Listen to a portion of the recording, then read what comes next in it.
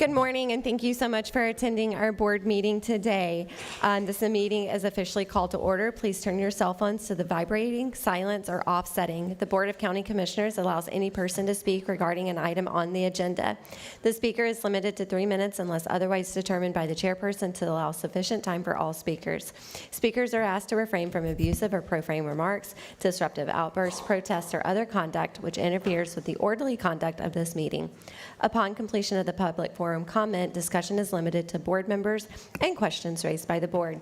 Today we do have about 30 speakers, so we will be limiting speakers to 2 minutes each. And we will start this meeting off with the invocation. Commissioner May?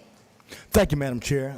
It's an honor today to introduce the senior pastor of the Greater Little Rock Baptist Church, Pastor Lonnie Wesley, who will come forward to do the invocation. Pastor, if you would come forward, I think it's divine that Washington High School is here because I think your prayers took them to the state championship. So maybe your prayers will take us through this meeting today. Let's pray. Our Father and our God, we bow in humble submission to your will and your way. Thank you, Lord. Thank you for the many blessings that you have bestowed upon us as a city, as a county, as a state. I ask your blessings and your continued hand around our commissioners and all of those who work with the county commissioners. We pray for peace. We pray for professionalism. We pray for patience. Bless us to treat everybody right, to do what's right and befitting in your sight. In the name of Jesus we pray. Let our hearts say amen. Please join me in the pledge. I pledge allegiance to the flag of the United States of America and to the republic for which it stands, one nation, under God, indivisible, with liberty and justice for all.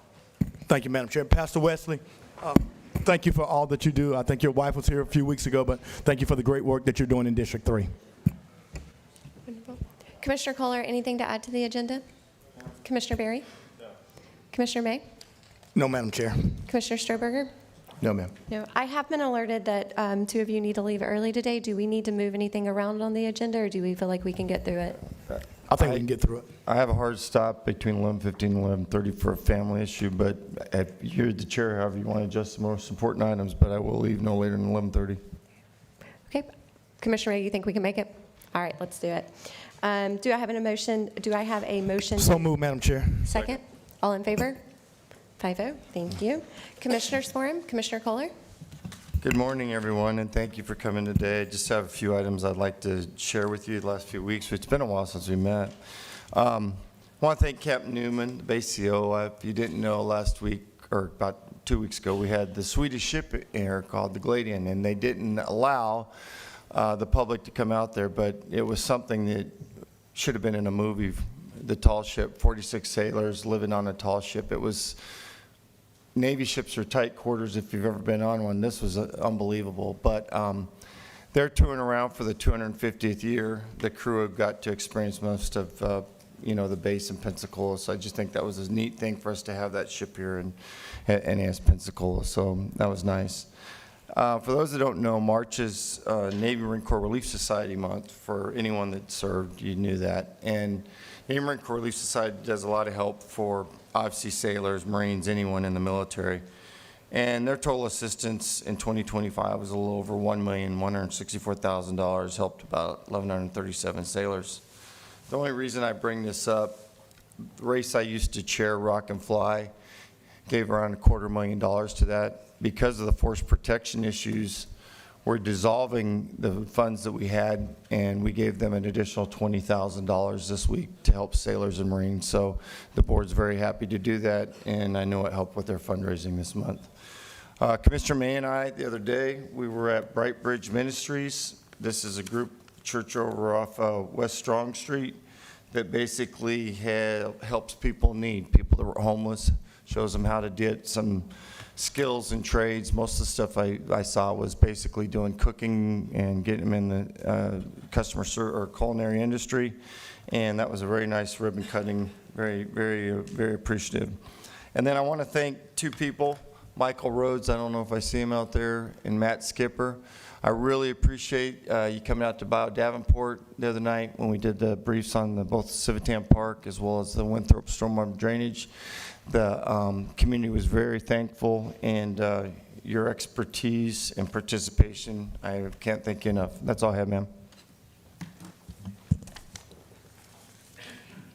Thank you, Madam Chair. In light of a number of agenda items and a couple of early departures, I'll try to be brief. Want to wish our colleague a happy birthday. I believe his birthday was on Monday, so that's. Thank you, sir. Don't worry about the gift. You can get it to me after we retire. Yeah, all right. They are. I mean, when we retire more than 100. The gifts are pooling up, so They're coming. they're coming. And the only other thing I want to say, the most important birthday this week, unfortunately, no offense to my colleague, my mother's birthday was yesterday, so Much more important. much more important. It was about 10 years ago, the same point in time that my father passed. She had quite a hard spell, and recovered from that in a few months, and we've had a fantastic 10 years since then. So it was great being able to celebrate another birthday with her yesterday. Thank you. Thank you, Madam Chair, and thank you for those kind words. Commissioner Berry, I remember last birthday, Commissioner Kohler gave me a bag of red hats and make something great again, and so it's still sitting in my, oh, that was Stroberger that gave me that? Yeah, but it's still sitting in my office, but we do appreciate it, and thank you for those kind words, but more importantly for me, March 20th, Steve, 20 years, my father was laid to rest, and so I send, all my love and to my mom, and my family, because in my opinion, no offense, the greatest guy that I ever knew was my father, and so 20 years ago we left him in. It doesn't matter if someone died 5 years ago, 5 days ago, 5 minutes ago, if they're significant and they're a parent and they were important to you, it hurts just like it was yesterday, so we go. And so I had the opportunity this past week, and I want to thank Claire Long for helping me along with Clarissa, and we had an icon of Brownsville. Many of you know Brownsville has become really a great hub. Mary Harmon, who owned Harmon's clothing store, she celebrated 100 years of life, and we were able to go out with her and present a proclamation and spend some time with Mary and to talk about the glory days of Brownsville, of how it used to be and now where it is. And so it was just inspiring that she was able to live to see us redevelop Brownsville, and I see Michael Rowland and others who are working hard every day to make Brownsville vibrant again like it once was. And also we had the opportunity to be over at Echo Life Church with Miss Alvina Wooten, who also turned 100 years old, who probably spent 70 years of her life educating children in Escambia County. And so it's a great week to be able to go to two people who are 100 years old and attend their birthday party, and they both were cognitive and welcoming, and it was just a great time. I want to thank our PIO for being there. Our PIO part, Andy, did a tremendous job of being there, as well as Casey. She helped out with Bright Bridges. We talk about homelessness, and we talk about opportunities to be over. And Commissioner Kohler, thank you for being there.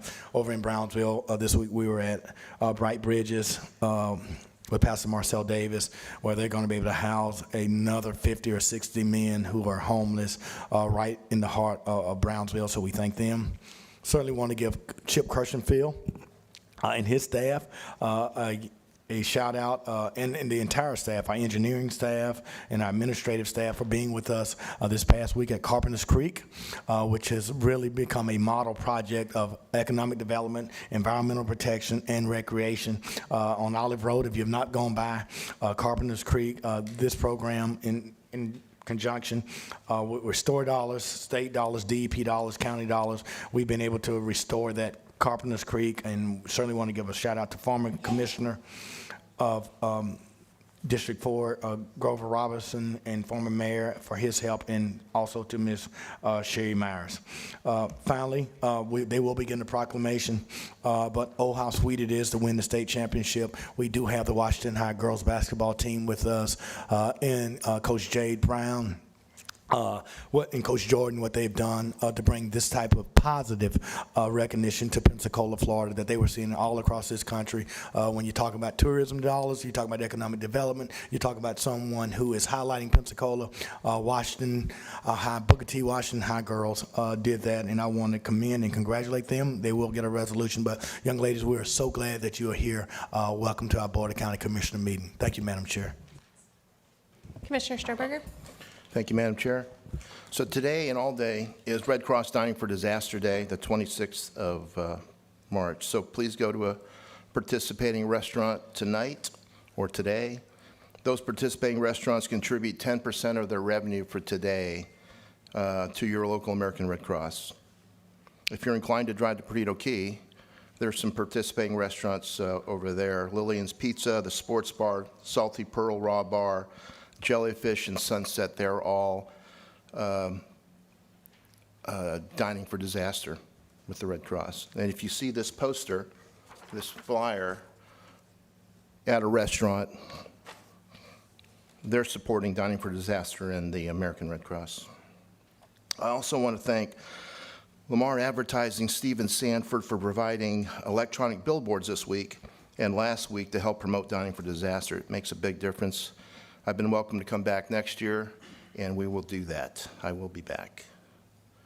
Another way to support the Red Cross and the military is by donating to support service to the armed forces. You can donate at go.fox/Red Cross. Your donations support our military members and their families. Yesterday was National Medal of Honor Day. On this day, we honor the extraordinary courage and sacrifice of those who showed uncommon valor and placed duty and honor and country above everything.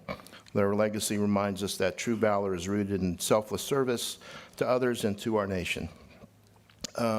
Did you say it's been 20 years since your dad passed? Yes, sir.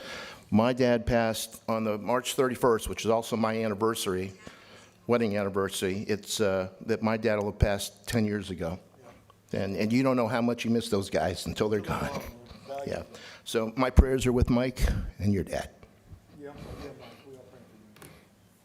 Thank you. Thank you all. And thank you for being here this morning. Today we have a full agenda, packed with improvements for our community. I want to thank the staff that has worked so hard getting these projects started and of course across the finish line. Today for District 4, we're voting to start the rehab for the multi-use path on Pensacola Beach. And for the entire community, we're voting to move forward with 10 new positions inside of EMS. I also want to take a minute to celebrate our CPR class that we held last week at the Ferry Pass Community Center. We had 50 people, over 50 people actually, come and learn life-saving skills. This event was so successful that we are planning a second CPR class in April, so please keep an eye out for the newsletter for that. Speaking of the District 4 newsletter, our April newsletter will have a link to a survey, so I encourage you to take time to let that survey have your voices heard. It is a fill in the blank, so we are looking for as much feedback as possible, and I would appreciate anyone that would take the time to fill that out. Again, thank you so much for being here today. The next thing on our agenda is the proclamations. Do I have a motion to adopt the proclamation? So moved, Madam Chair. Do we have a second? All in favor? Okay, 5-0. Our first proclamation is going to be presented by Commissioner Stroberger.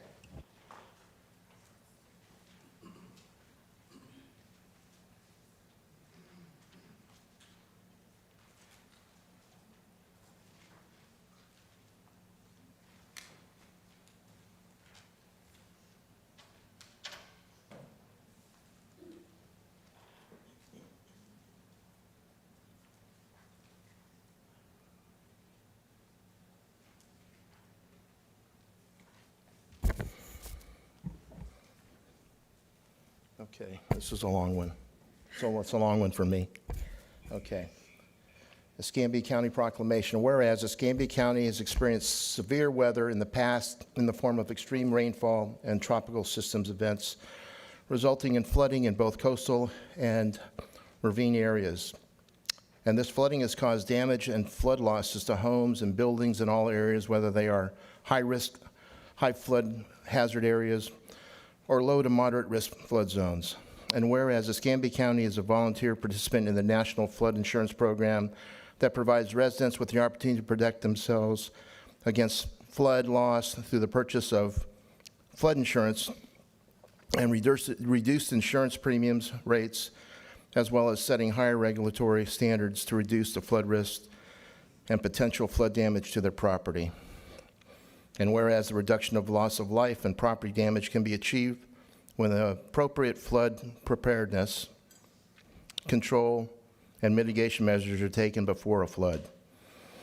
And whereas public education and awareness of potential weather hazards and methods of protection are critical to the health, safety, and welfare of residents, the Florida Floodplain Managers Association have declared the week of March 9th through the 15th of 2026 Flood Awareness Week to promote and increase knowledge of flood risk, the availability of flood insurance, flood protection methods, and how to prepare for emergencies.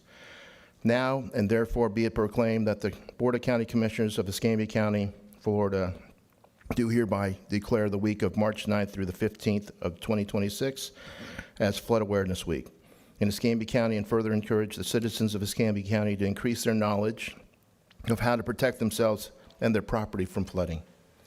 Signed by the Board of County Commissioners, Escambia County, Florida, Ashley Hoffberger, Chairperson, District 4, Steve Stroberger, Vice Chair, District 1, Michael S. Kohler, District 2, Lumen J. May, District 3, and Stephen Barry, District 5. Thank you. You want to say a few words? I can. You can.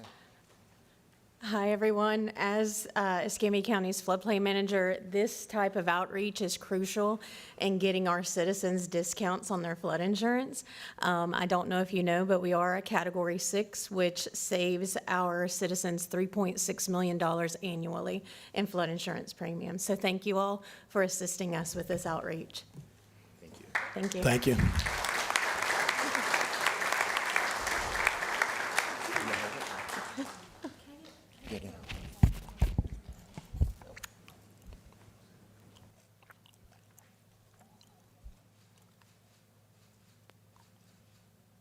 Madam Chair?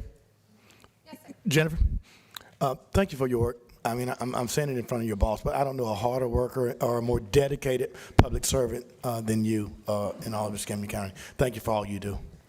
That birthday gift will come later, too. Thank you. Our next proclamation will be presented by Wesley Hall.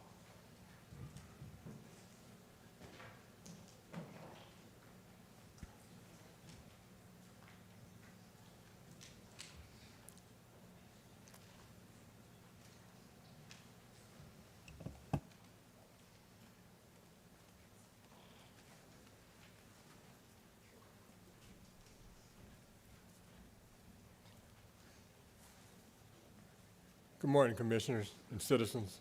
This proclamation, it reads, Escambia County Proclamation. Whereas purchasing professionals play a significant role in the efficient and effective operation of both government and business, and whereas in Escambia County, Office of Purchasing is responsible for the acquisition of equipment, materials, supplies, and services vital to the community operations, facilities, and infrastructure that contribute to the high quality of life for all residents, and whereas the Office of Purchasing adds value to the procurement process by re-engineering, developing, and implementing innovative, efficient, and cost-effective procedures, practices, and whereas purchasing professionals execute administrative contracts, develop and improve procurement strategies, and cultivate strong working relationships with vendors and county departments, and whereas the public procurement professionals serving Escambia County, Florida, are responsible for ensuring compliance with court, county ordinance,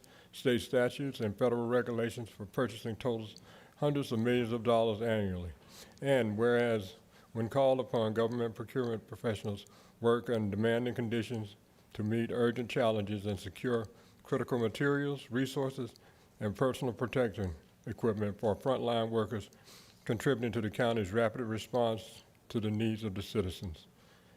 Whereas through the observance of Purchasing Month, NIGP seeks to expand awareness of the vital procurement professionals served in the government, of the elected officials, and the general public and business leaders. Now therefore be it proclaimed that the Board of County Commissioners of Escambia County, Florida hereby proclaims the month of March for Purchasing Month. Ashley Hausberger, Chair, Stephen Stolberg, Vice Chair, Michael Kohler, District 2, Luma J. May, District 3, Stephen Berry, District 5. And before I turn this over to Lindsay, the Director of Purchasing, I want to say it's been an honor to watch purchasing develop over the years. It was, for a long time, it was at the bottom of our department list, and now we're probably one of the top 2 or 3 departments we have, and that's because of leadership, hard work, and the transition that we've gone through. It hadn't been easy, but it's been a very successful operation, and I think we do a great job in helping all the citizens as well as all the departments. And now I'm going to turn it over to Lindsay and let her take it over.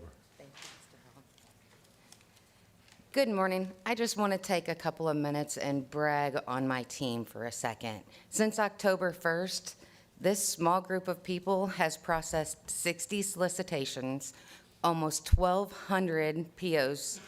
We have, all of us, obtained our Florida Certified Contract Management course, which is required by state statute. 3 of us have acquired, and 2 are in the application process of the Florida Certified Contract Negotiator course. We are building up our vendor registry. We do how to do business events and reverse trade shows, and I could not be more proud to lead this group. Thank you.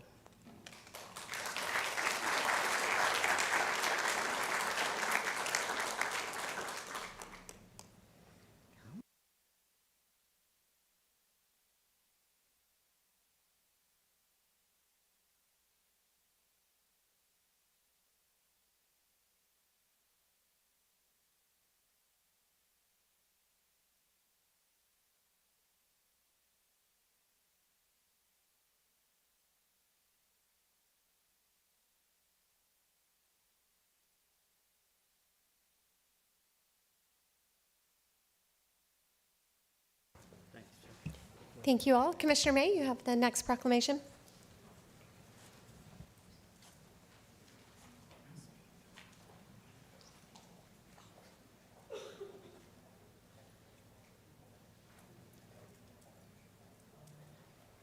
Coach Jade Brown and the Washington High girls, please join me here at the podium.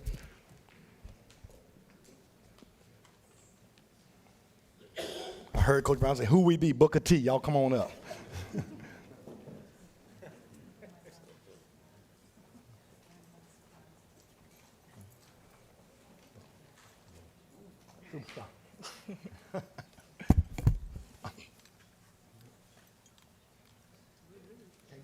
Can't get hurt for the game. We need you. What an honor to be here. I had the opportunity to know most of these young ladies since they've been playing Little League, and what an honor for Pensacola to go and win the state championship, and to Coach Jade Brown. So get the opportunity to do a lot of proclamations. This is probably one that's most near and dear to my heart, because the young ladies here are the future. They're not just basketball players, but they're academic scholars. They're community service. They work within the community. They make a difference, and they make all of us proud, not just the Wildcat, Booker T. Washington Wildcat family, but all of Pensacola. So whereas the Lady Girls basketball team has demonstrated outstanding excellence, discipline, and perseverance throughout the 2025-2026 season, finishing with an exceptional overall 24-3 record, and achieving an impressive 19-game winning streak, in making history in Pensacola, Florida, and across the state of Florida. Whereas the team accomplished the ultimate distinction of being crowned the Class 5A state champions, marking the program's first state title since 2000, and the 5th state championship in the school's history. Whereas the Lady Cats senior class has demonstrated sustained excellence by earning their 3rd consecutive district championship, while advancing to the regional championship, the team has achieved #1 ranking, entering the district state playoff, and overall #2 ranking in Class 5A of the regional championship. Whereas the Lady Cats have set a new standard of excellence under the leadership of Coach Jade Brown, who's obtained a 200th career victory this season, marked a historic milestone as the first African-American and first female head coach in the program history to win a state championship. Amen.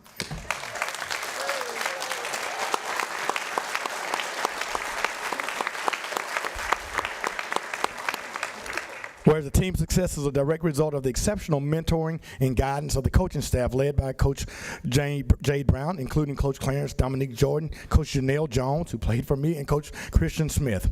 Whereas the student athletes that make up the Lady Cats teams not only shine on the court, but have also demonstrated consistent academic excellence, maintaining a GPA above 3.2. Amen. Let's give it up for these ladies. Coach Jade Brown's motto is simply, don't get outworked.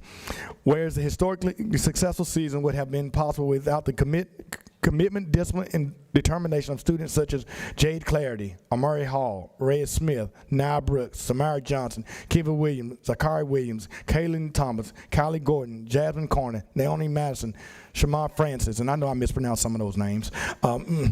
Now, therefore, be it proclaimed that the Board of County Commissioners of Escambia County celebrates and recognizes the players, coaches, and all the supporters in this community of the Lady Cats girls basketball team for their extraordinary achievement and exceptional success in representing Pensacola all across this country.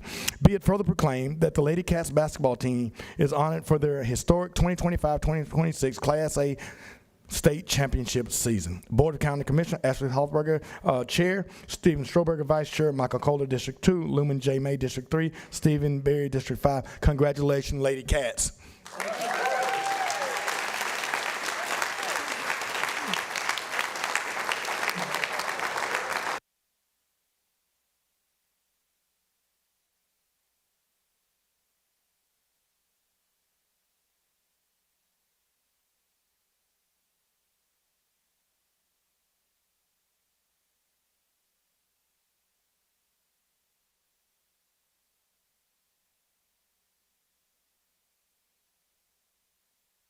Although I love them, Commissioner, this is your district. Would you come down?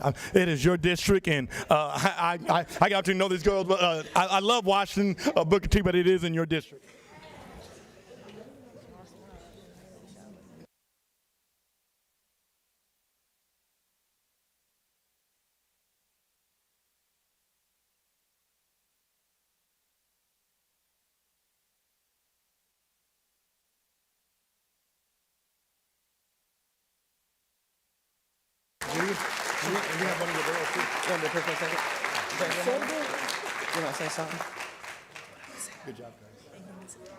Good morning.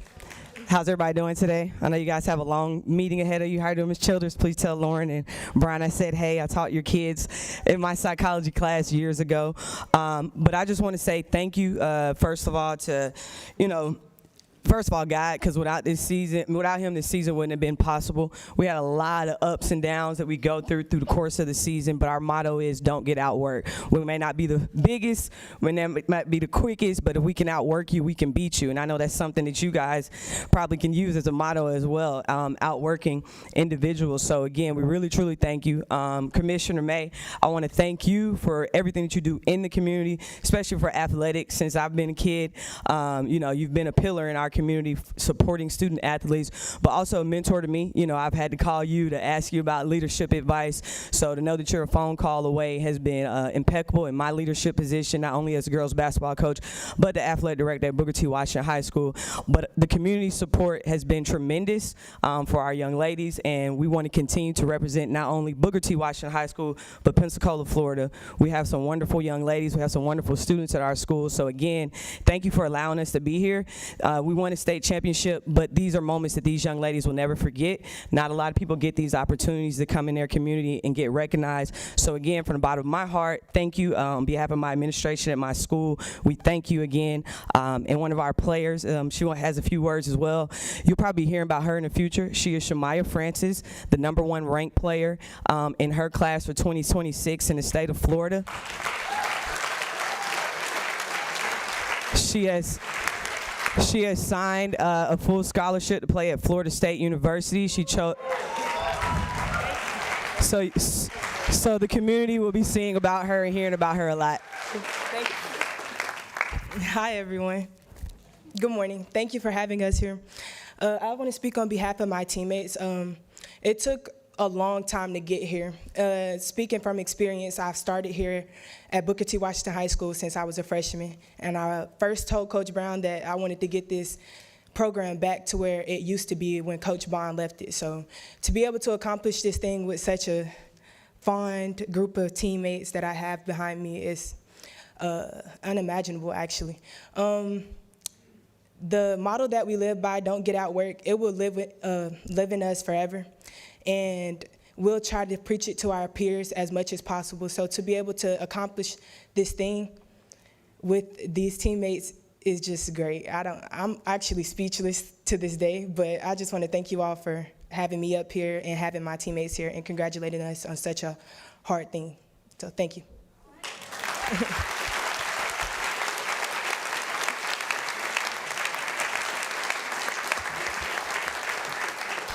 I think that's my favorite proclamation ever. Yeah, I that mean, was awesome. Thank you. It was good, and let me say, unfortunately, ladies, I tried to make this go long so y'all wouldn't have to go back to class, but I do understand, that Superintendent Leonard said y'all had to come back to class, so I mean, I'm sorry. But certainly, you have our full support, and when we think about things, I mean, oftentimes people come down and we talk about Sun Belt Tournament and the money we spend on marketing to market this, or we talk about American Magic, and we because we get to put our name on a sailing boat. No one has brought more goodwill to this community than those ladies traveling and going throughout. No one has. And so I do want to thank my colleagues. I do thank my colleagues for supporting.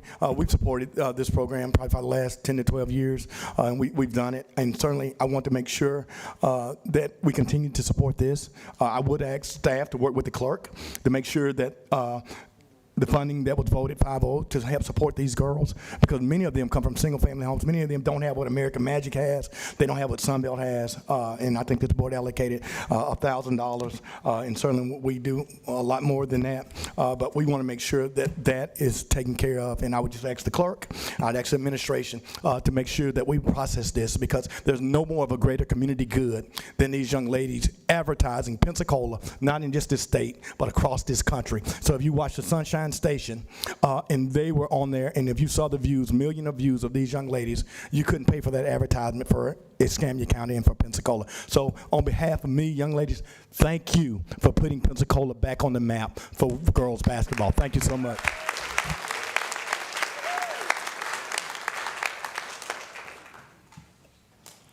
Wonderful. The next item on our agenda is written communications. We have 3 items. We do have 2 speakers for item number 3. Commissioner Kohler, item 1's in your district. Yeah, obviously the question on this is it hasn't been paid, so I think they need to pay the fine. So my motion is to keep it as it is. No one's here to speak on it, correct? On item 1? Yep. That is correct. All right, yeah, my motion is to, So do you just want to drop the item? I want to drop the item, yeah. So I make a motion to drop Written Communication 1. All in favor? Okay, 5-0. Thank you. Item number 2, Commissioner Berry, this is in your district? Yes, ma'am. And you said there were speakers on item 3, but not on the others? That is correct, yes, Okay. sir. So on item 2, so this is a property that we have, that has already been fixed, cleaned up, et cetera, et cetera. The hard costs were already recovered from the gentleman's sister when she came before the board last year, and this is just because of the crossing of the way that liens get applied to properties that were inherited, and then there's common ownership amongst other properties. Anyway, there's nothing further that needs to be recovered from this property or related to this property. So I would move that the board grant the relief as requested by Mr. Phillips. Okay. Do we have a second? Second. All in favor? 5-0. Thank you. And then item number 3, our first speaker is Tracy, and then Robert, you'll be next. Can we reverse it? Is he here? Do you want to reverse it? Robert, you want to go first? Okay. Thank you, Tracy.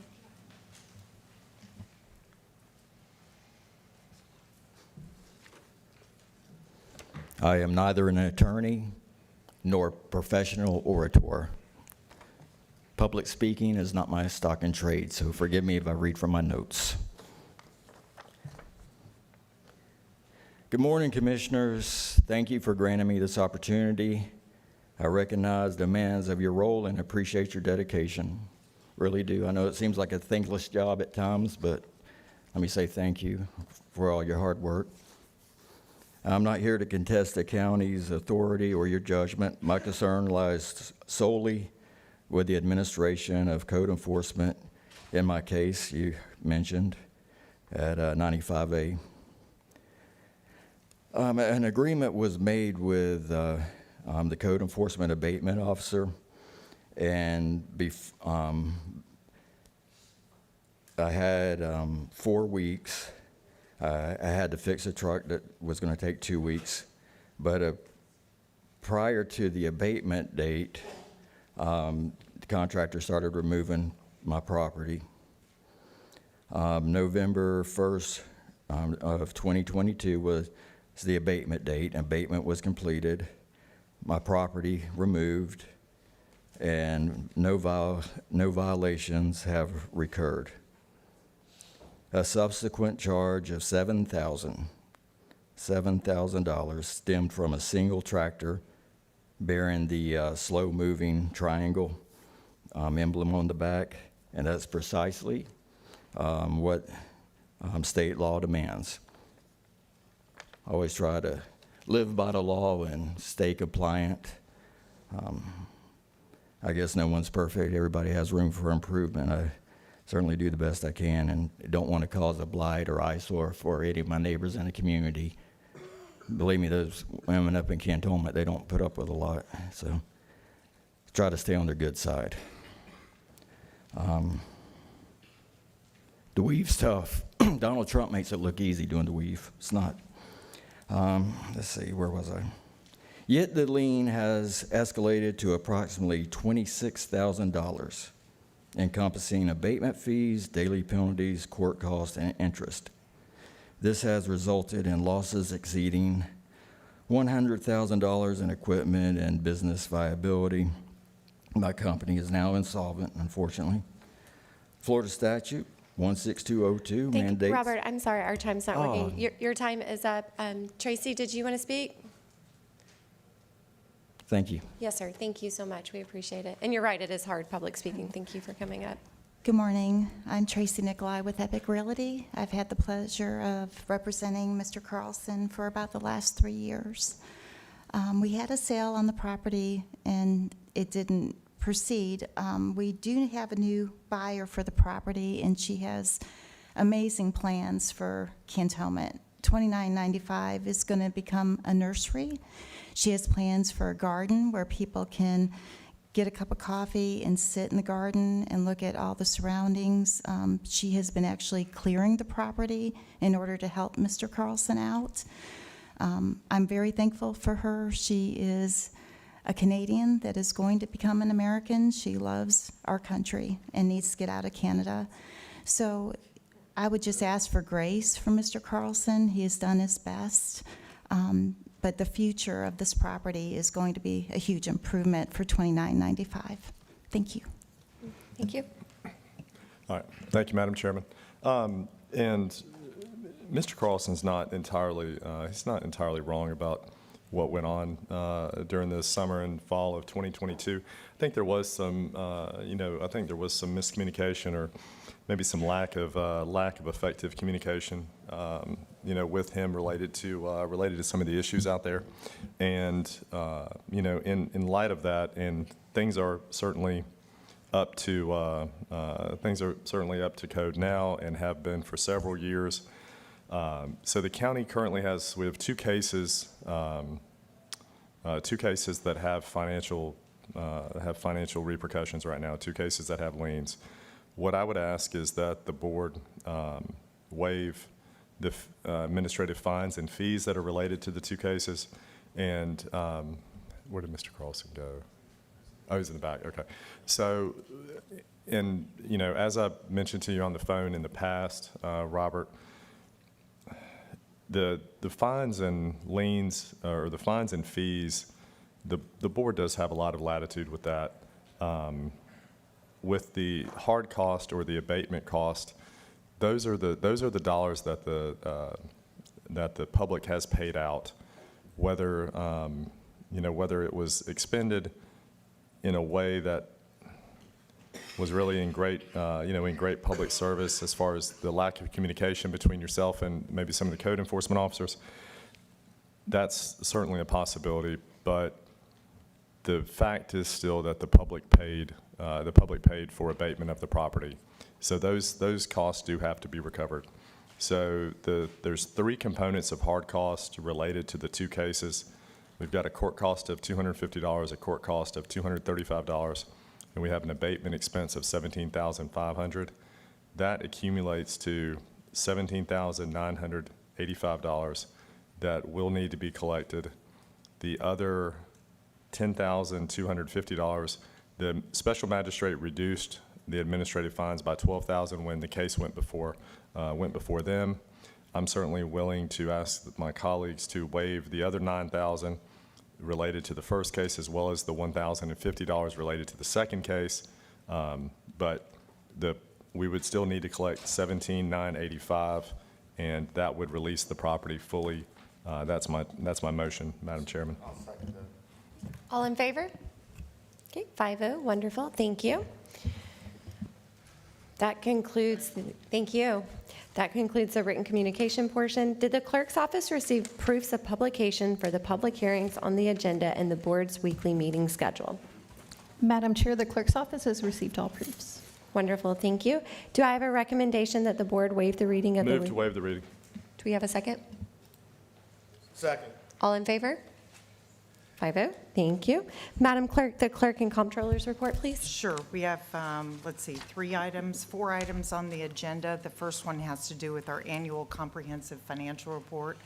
I will remind you that this is a 5-month audit where we have auditors daily in our office. I want to thank Sharon Harrell, my finance director, as well as my audit manager and staff and your staff. Thank you very much for the time and the response that you give to my staff trying to get through a financial audit. It is a clean opinion. There are some outstanding issues that we'll be working on this year. I can get with you, Chair, as well as other departments. The second is the collections of our TDT. This is the January stays, and we are still outpacing last year by 2%. The third is acceptance of documents that we provided with filings. The fourth is minutes and reports. I need acceptance on that, but I would like to address Booker T. Washington. With 4 kids that went to Booker T. Washington, I was there for 8 years raising funds for every sport because my kids played every sport, including basketball. I was also the chairman on a search committee to bring Charlie Ward as a football coach. My heart is with Booker T. The coaches taught my kids. However, as a clerk, my decision stands. I've put it in writing. I've made statements as to what our property taxes in the general fund should pay. This is not what we pay. I hope that all of you can write a personal check. Most of you in this room make a pretty good income. Most of you in this dais do as well. This is where our community steps up and contributes to schools. I would also like to offer that Sheriff Simmons collects money from drug bust, sells cars that they get. It's called Law Enforcement Trust Fund. That's the bad guys' monies. That's the money that you can use to fund this. The Board of County Commissioners rule over this fund. They give the approval to the sheriff. I would encourage you to speak to the sheriff to get money and approve that money, and I will too, to Booker T. Washington. Thank you. I need approval for 4 items. But I'm going to respond to you because I said that. And so, Pam, here's the reality of it. We do spend a lot of money, whether it's Sunbelt or whether it's American Magic, and people say they're bringing recognition to this town. We spend a lot of money. Here's the inconsistency, Pam. We voted on it. It's $1,000. It's for kids who have been on national television representing Escambia County. Kids are in need, a common good, and we've paid it for the last 10 to 12 years. Now, all of a sudden, we have had these young ladies to anticipate that they had community support, and we snatched it from right under them. It's not about the $1,000, because you're absolutely right. Many of us have written $1,000 checks, and I have too. But to be inconsistent and to do it for 10 to 12 years, Pam, is wrong in my opinion. And this board voted upon it, and it should have been executed. And so what I've asked the administrator and the attorney and the lawyer to do is at some point stand up and get us an attorney general opinion. If it's wrong, Pam, I'm good. If it's not best practices, then let's not do it. But let's not lead people on. Let's not lead them on and tell them that they're going to get something that they're not going to get. So I'm good. I respect you, clerk, if it's not the proper protocol. But give me something. Give me a precedent. Because you can't tell me that we've done something for 15 years, then all of a sudden we wake up one day and then it's wrong. Well, I mean, that's wrong. I mean, you can't do that. I mean, and so that's my point. And maybe it's not right. But we did it for 15 years. And we spend more on travel with people in your department than $1,000 for 20 girls to go to Jacksonville. That's unconscionable to me. I mean, to me, that's not right. And I'm not going to say it is right and talk about getting it from Chip. We did it consistently. And if it was wrong, we should retroactively go back and get every dime that we dispensed to any organization throughout those 15 years. Because if it was wrong, we should go back and claw back all the dollars that we spent that were wrong. If it's wrong. If it's right, then we should pay it. And so I'm willing to not have this debate in a public forum, to come have a talk. I'm not an attorney. And it's not on you, Pam. I'm asking staff to give me an opinion of whether it's wrong or whether it's right. I'm not going to be hypocritical and bring some young ladies down here and offer them support and then pull the support back. That's not right. And so I appreciate it, because you and I knew your kids at Washington. I coached your kids. We've been together a long time, Pam, from NEP. But we're having this. It's probably going to spend more than $1,000 of staff time making this determination. But I just want the determination, because what's good for Washington should be good for what happened at Tate, should be happening at Escambia. All these high schools have gotten some money. And so we're not going to make Washington High School some young African-American young ladies the guinea pig of what we're not going to pay when we pay the other ones. And so that's my point, and that's the only thing I ask you to do, Allison and Ms. Administrator, to go just give us an opinion. If it's wrong, let's just cut it out. That's all I ask. Thank you. Madam Chair, I wasn't planning on talking on this, but I do think we need to move forward. In the 67 counties in the state of Florida, you elect commissioners. Those commissioners decide public purpose of funds. That's the way it works. It works everywhere in the state. Commissioner May is absolutely right. I've had a good relationship with the clerk for years, but I totally believe in balanced government. I think she's overreached her bounds. I do not understand how you can stand up and for 12 years pay for something and then get religion and not do it. That is ridiculous, Madam Clerk. You own that. That's $1.5 million you signed off of. You don't get to escape that. You got to own it and tell the people you either failed paying it for 12 years and then got religion, or say you were the worst clerk in the state. It's a fact. This has got to get resolved. I went with you on community support funds. You did not help me. You're a licensed professional like me. You have a board of your peers that needs to tell us if we're licensed and your practices are normal. I don't know if they are. They wouldn't be normal in my world. To do something for 12 years, I wouldn't have an accountant like that. I'd get rid of them. But I'll just say, you caused this, you ate it, we'll go have that fight. I don't really care about discretionary funds, but I do care about public purpose and the people that vote for us to decide how the money's entertained. So I think we need to have a further discussion on this. I don't think this should have been here today, but I am never going to give up, ever, my right as a budgetary person on this board for anything unless it's against statute. Never. Mr. Kohler, I hear your words. My decision stands. Thank you. Thank you.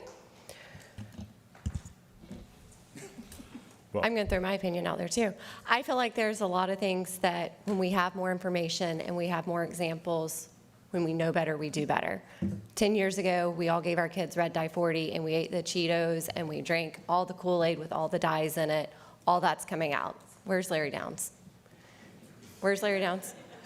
At some point, we all vaccinated our kids, and now we're getting away from that. The more information we have and the more data that we have, it is no longer mandated.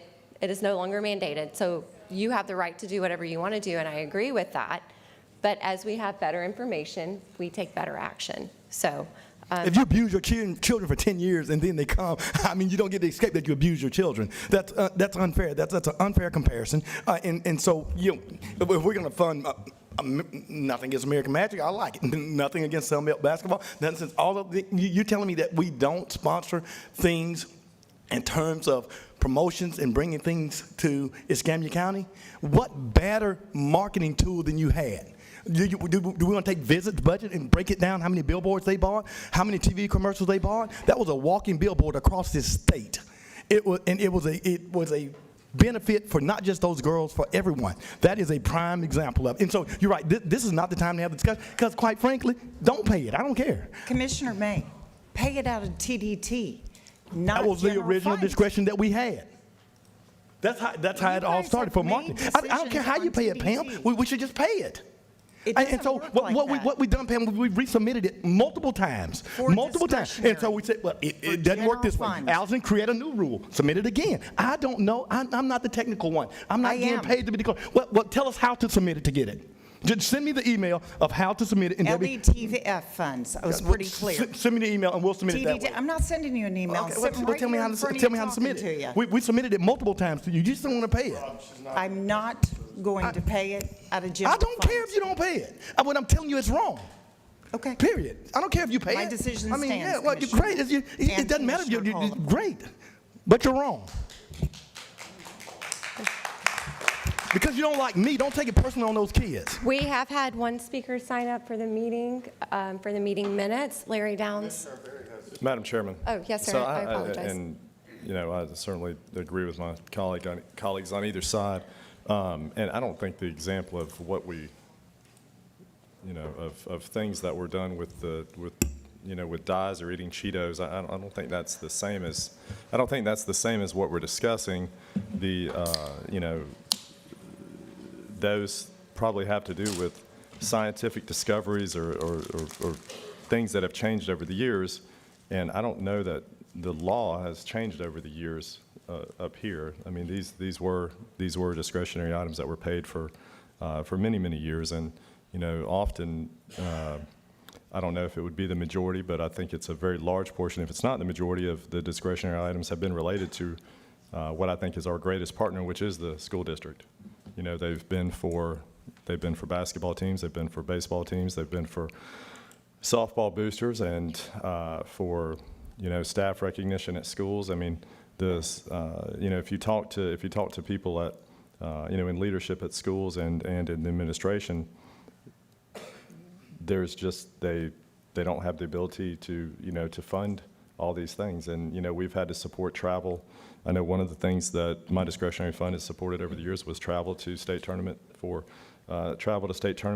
basketball teams and baseball teams and football teams, and because the schools just don't have it. I mean, schools are funded with public money, and it was never an issue. It was never an issue until it was. So I think we do need some. We do need some resolution, but I don't know that the example of of children's nutrition or vaccines is the same as what we're discussing up here. But I do move the clerk's report. We still need to take that action. We do have a speaker that signed up last minute. Larry Downs, you signed up to speak towards the minutes. Larry Downs Jr. Hold on, let me get that right. I got a little carried away there. Almost jumped the gate. Larry Downs Jr. Plumbing LLC, because fecal matters. All right, let's do it. Let's get into it. Just a little bit about the, this here was in Friday's paper. It's a federal judge's ruling slows DeSantis's push against vaccines. Can y'all believe that? It has to do with the public Gary Sansing approving of the minutes. So I'm talking about the Gary Sansing portion of it, where people get to say what they want. And I would like for y'all to not cut our time down anymore. No matter what. I don't care if there's 100 people in here. We should not be cutting our time down to 2 minutes or 1 minute. Should always get 3 minutes. And, before I run out of time, I'm probably going to run out of time. I'm going to finish those 3 things. If it kills me. Number 9, taxpayers are deserving of the most courteous and attentive treatment that you can give them. Number 10, taxpayers are the people who make it possible for your salary to be paid. Number 11, taxpayers are a vital part of this government and every division thereof. That's from Bubba. That's our tax appraiser. This is 11 commandments. Y'all should go by these commandments. Every division thereof should go by these commandments. This is very important because the taxpayers are the whole reason that any of this exists. And if we can't make it better for them to come up here and express their concerns, their frustrations, without being silenced or interrupted, then we're lost. Thank you. I believe Commissioner Berry made a motion and then Commissioner May seconded it to move the clerk's report. Does that still stand? Okay, all in favor? Commissioner May is technically out, but he made the motion. Are we still good? Or does somebody else need a second? We're still good. Okay, passes 4-0 with Commissioner May off the dais. Okay, the county administrator's report. Debbie? There are 13 items on the technical public service consent agenda. There are no changes, and I believe there are speakers. No speakers. There are no speakers. That is correct. We have no speakers on the county administrator's consent agenda. Do we Move have? the consent agenda. All in favor? Okay, 4-0 with Commissioner May off the dais. The budget and finance consent agenda. There are 42 items on the budget finance consent agenda. There are no changes, and there are no speakers. Move the budget and finance. All in favor? Okay, 4-0 with Commissioner May out. Thank you. There's one item for discussion. It's a recommendation concerning the acquisition of a portion of real property located at 9750 Sydney Road through the Defense Infrastructure Grant Program. We have no speakers. Second. All in favor? 4-0 with Commissioner May out. Thank you. And that brings us to the county attorney's report. There are 5 action items on the county attorney's report. Item 1 needs to be held for separate vote because there are options for the board. I can answer any questions on the other 4. We only have speakers for item 1. If somebody would like to. Move 2 through 5. All in favor? 4-0. Thank you.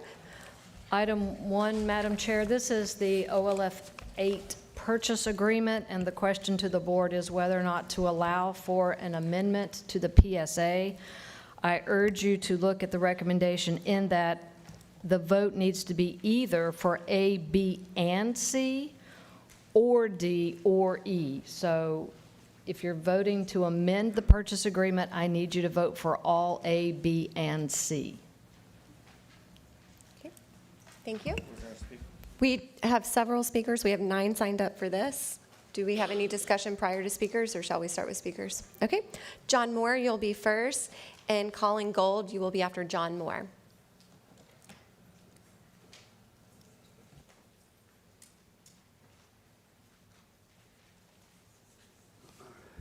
Good morning. Mr. Henderson has produced an inspiring concept for OLF 8. I personally hope to see it brought to life very soon. Today, you're being asked to approve a complete rewrite of an existing contract worth hundreds of millions of dollars to a developer with zero community input. Not only is this unreasonable, it raises serious questions about how this process has been conducted so far. The drastic alteration of this contract isn't a modification. It's a material change. Florida law is clear that material changes to competitively bid contracts require rebidding, especially on a scale of this magnitude. It requires the existing contract be declared void and the bidding process resumed. Bypassing this corrective action potentially leads to exhausting litigation, circumventing progress for years. All of you have stated your priorities as maximum ROI and jobs. UWF Haas and Florida West have both told you jobs and development are pixie dust and unicorn farts. They're never a guaranteed metric. Based on your own expedited termination of the previous developer's efforts, it must be now that it's down to dollars up front.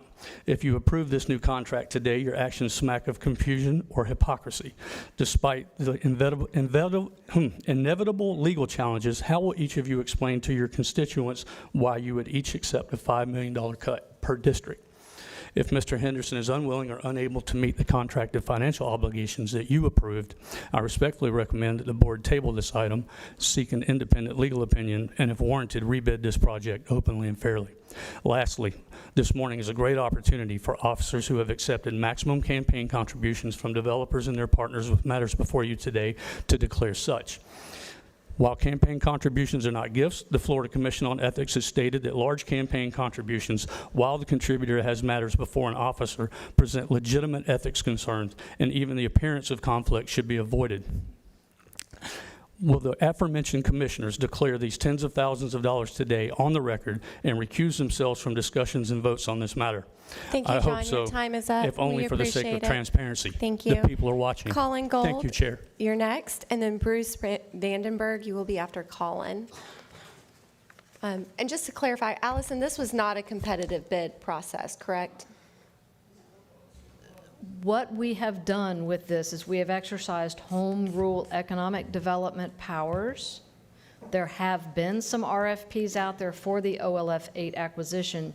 At this time, I would say you are not under one of those. You have proceeded with your home rule economic development powers as illustrated by the resolution the board adopted at the time we entered into the PSA for this particular potential purchaser.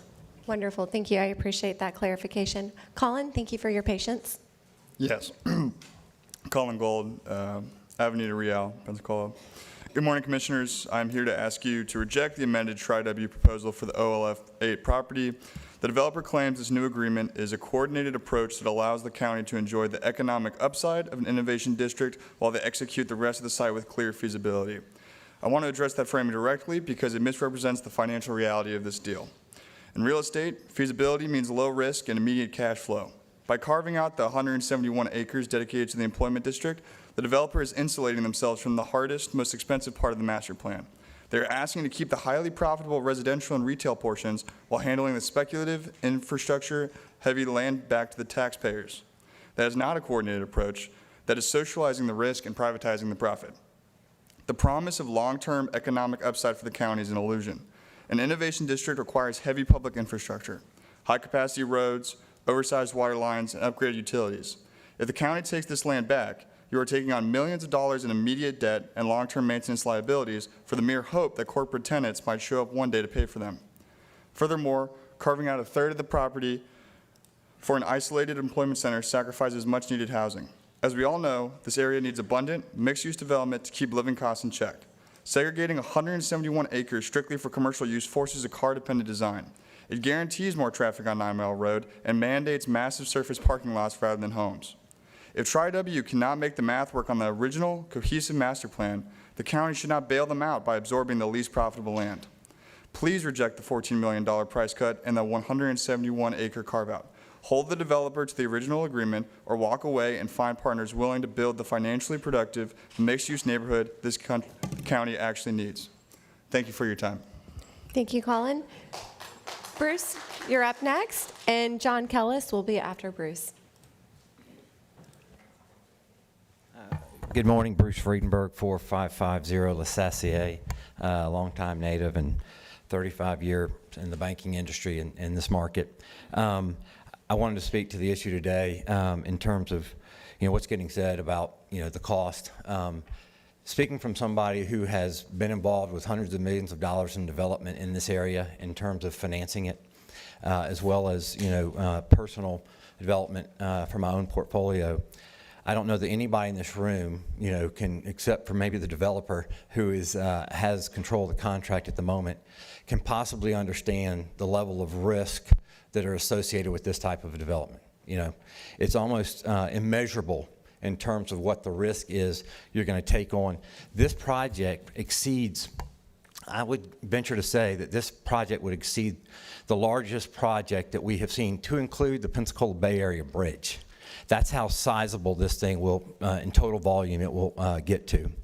And to ask a developer to put their life's work at risk for this project in northern Escambia County without having some expectation of success or partnership, with the public is going to be a tough ask. And Triumph, is there. It's a once-in-a-lifetime opportunity, for this community. A lot of counties across the 8 disproportionately affected counties have been taking advantage of this funds. I don't know that Escambia County has one successful application that's been funded, and this would certainly be a great way for us to put money into this, reduce the risk, and move this thing along. It's been a long, long path. You've got a successful developer who's proven their success time and again, locally and across the country, and we just got to get going. Get the people of Beulah, what they've asked for in terms of the mixed use, and make sure we have jobs for those folks. Thank you, Thanks for Bruce. your We time. appreciate that. John, you're up. John Kellis, and then David Bear, you'll be after John.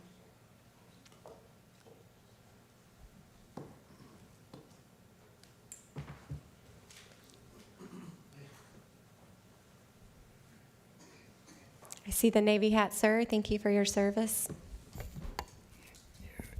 You're welcome.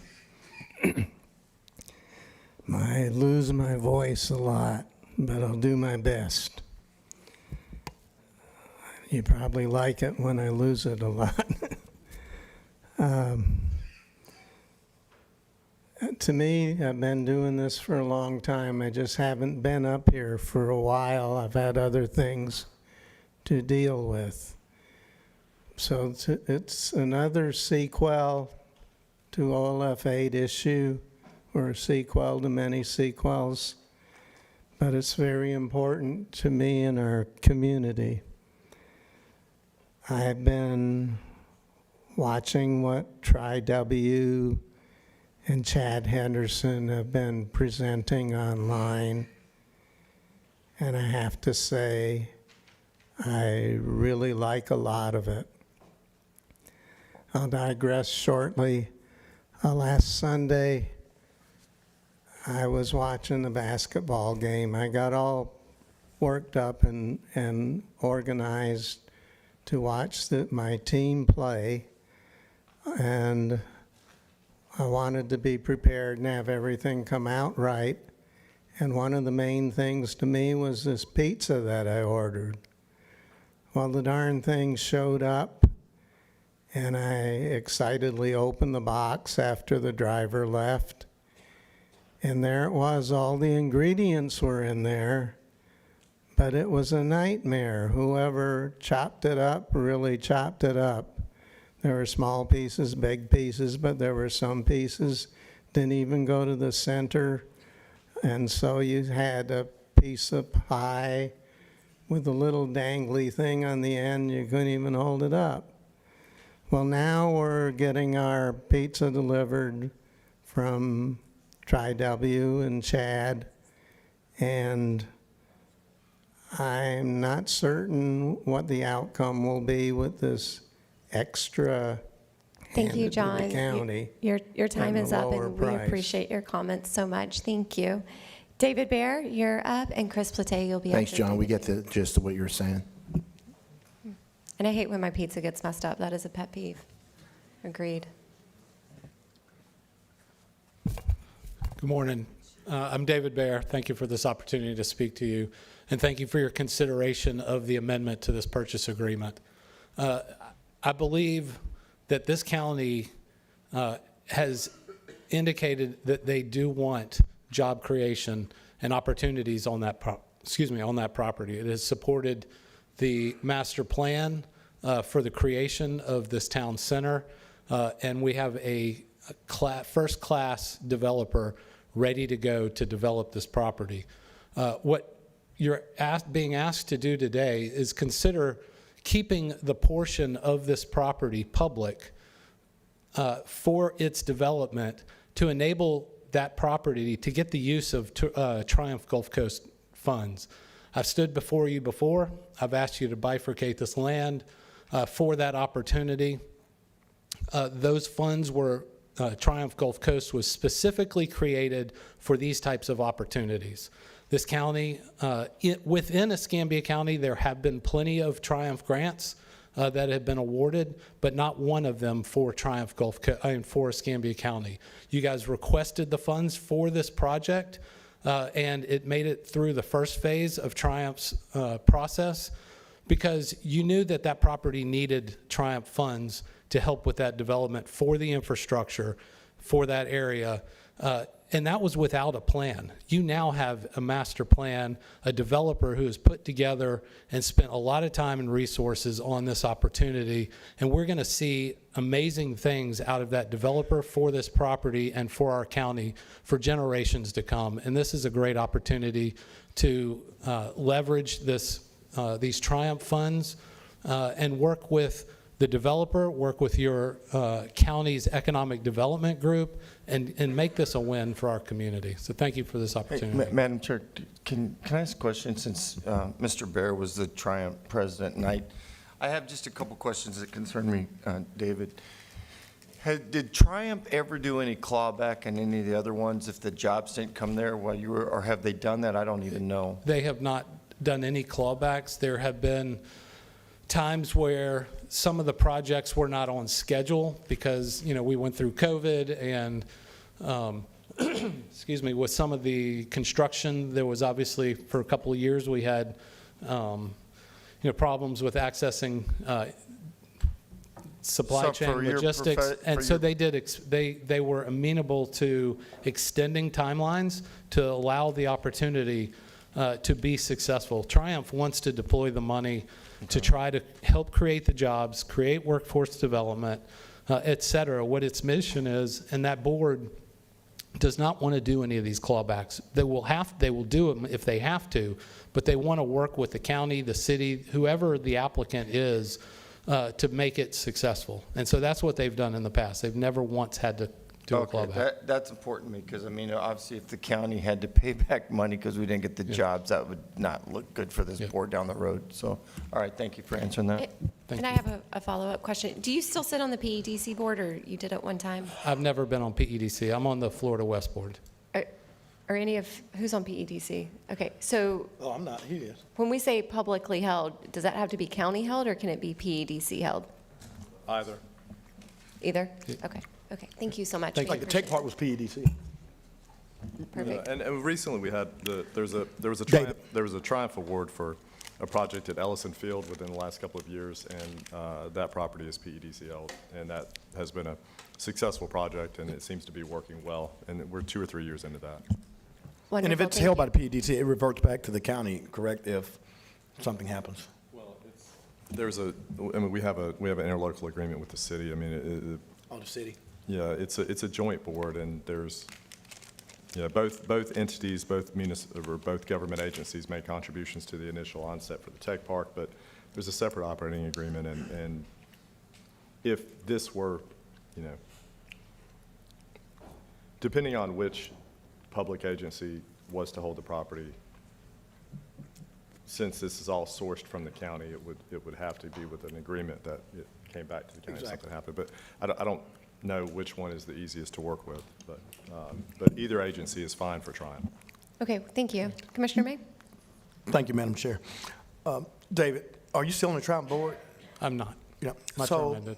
in looking at the funding, what's the probability of us being funding? Is it 90%, 80%, 100%, or is it, we don't know? I can't answer that question. There's 5 members of that board that voted. Well, let me present it another way. Okay. How successful have the other counties and cities been in getting funding? Very successful. 90%, 100%? Working with the Triumph staff to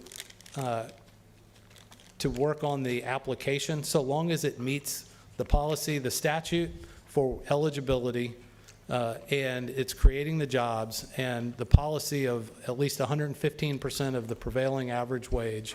As long as it meets all those metrics, they have been 100% successful. It's when an application comes in that doesn't meet it, the staff tries to work with that applicant to get them to either withdraw it or move it forward in line with those policies and statutes. And what's the minimum salary, Dave, for the jobs? Well, 115% of the area wages right now in Escambia County, that would be somewhere around $63,000, $64,000 a year. Yeah, Danita's shaking her head. I mean, quite frankly, when Jim Cronley first brought this project, I mean, that was a promise that we were going to bring jobs that were $60,000 plus, which that was way back then, and obviously the number should be higher today. But, I mean, that was a commitment when we first started talking about Outline Field 8 that we were going to have light manufacturing jobs that were going to exceed $60,000. So hopefully. Well, and I think that would be the goal. When I first joined the Triumph Board, the area average wages were about $45,000, and so approximately $50,000 was the area wage. And with every single Triumph grant that requires 115% in order to be eligible, it continues to raise the bar to increase the household income, and that's what Triumph has been successful at doing, is raising the level of household income for our communities. That's why it's important, and it will help pay for the infrastructure. Thanks, David. I appreciate it. Thank you. Don't go anywhere, Dave. I'll pull up a chair. Thank you for being our Triumph Wikipedia today. We appreciate it. Yeah, we talked about this. I know you're not on the board anymore, but this is precisely the kind of project, if you were on the board, that you would approve. 100%. Absolutely. Okay, thank you. Thank you. Thank you so much. We appreciate it. I'm not going anywhere. Thank you. All right, Chris Platte, you're up, and then after Chris Platte will be Dave Hoxing.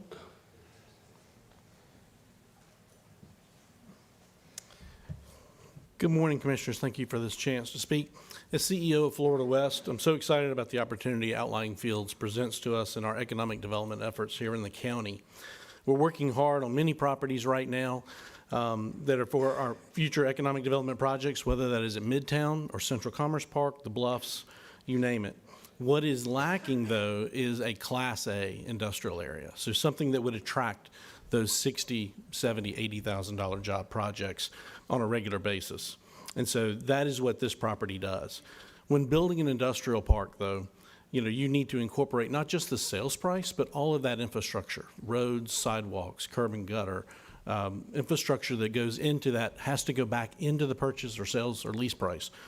And so the plan that Tri-W is putting forward by taking a portion of that land and keeping it public, exactly what Mr. Bear was saying, is the Triumph dollars can cover some of those costs, keeping the price of the property more competitive within our market. So the more that we can use other people's money to develop our properties allows us to then leverage that into greater and greater benefits to the county, to the jobs that we bring and everything else. So again, we're targeting aerospace, life science, and other white coat manufacturing for that area.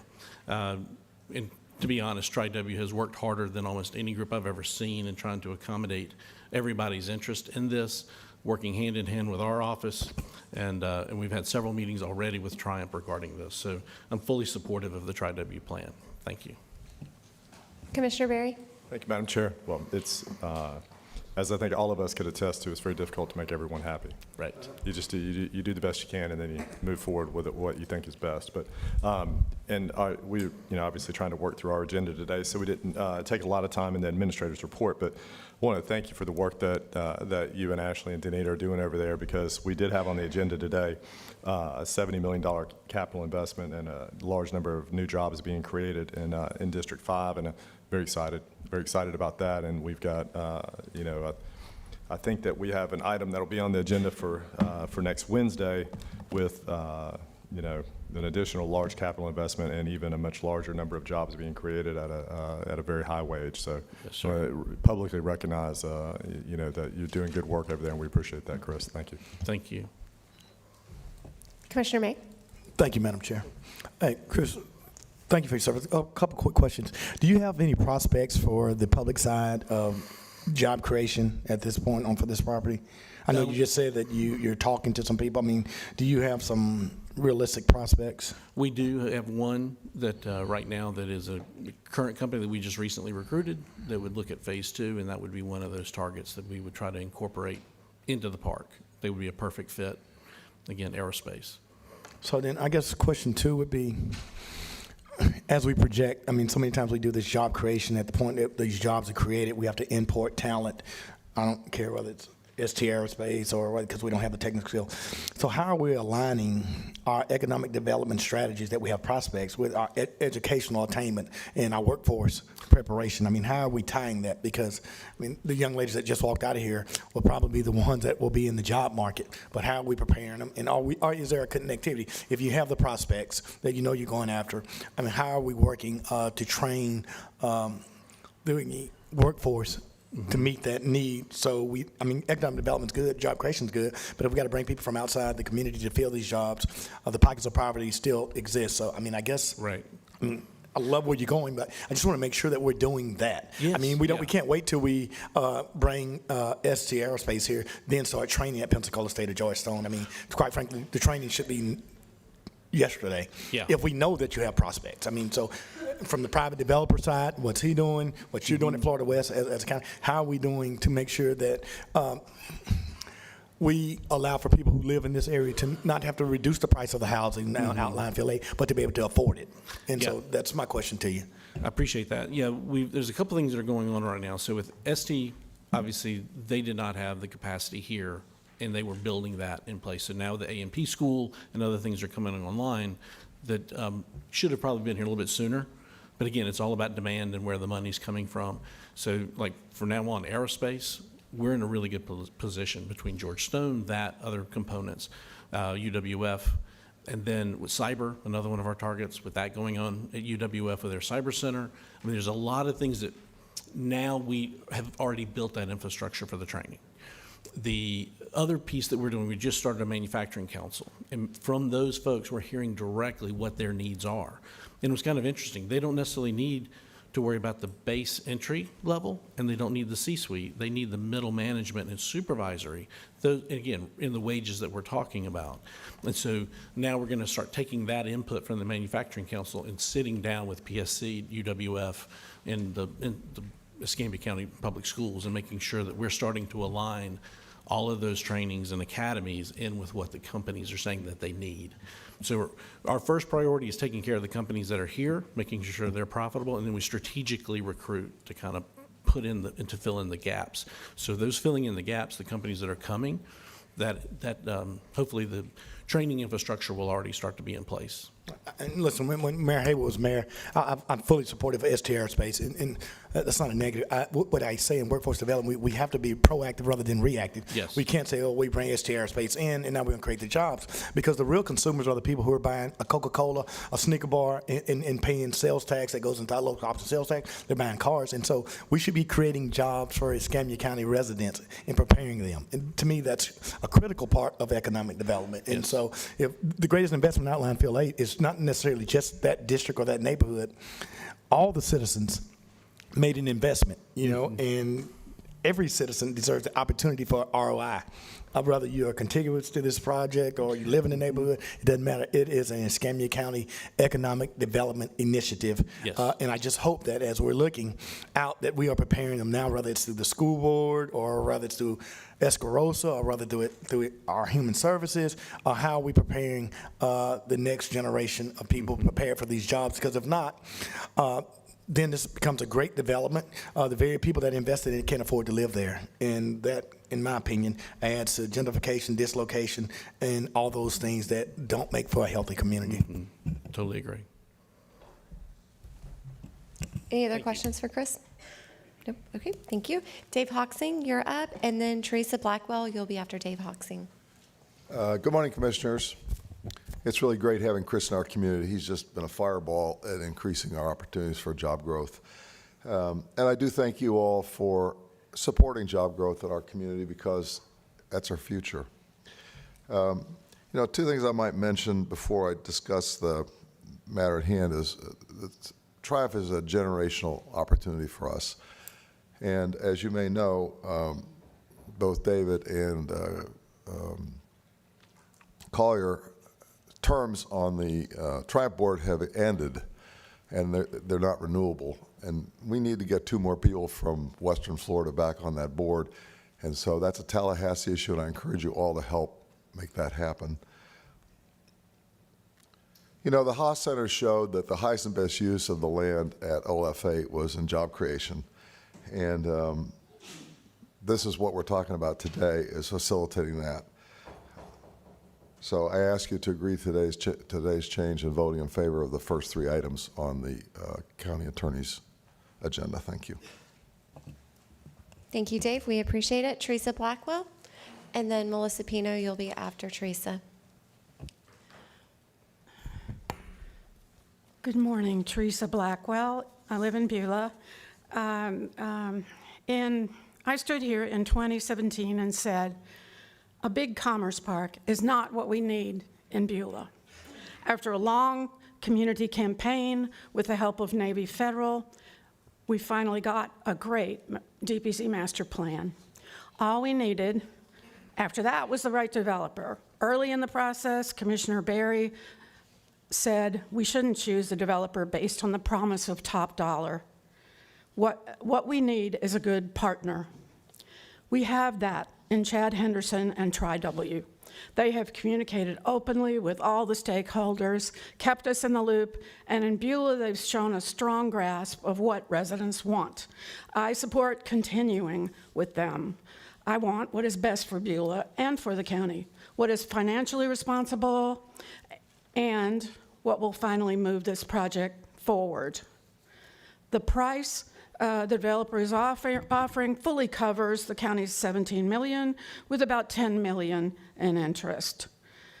The profit on that is not just money, it's those 171 acres that you will be retaining. This is the due diligence period.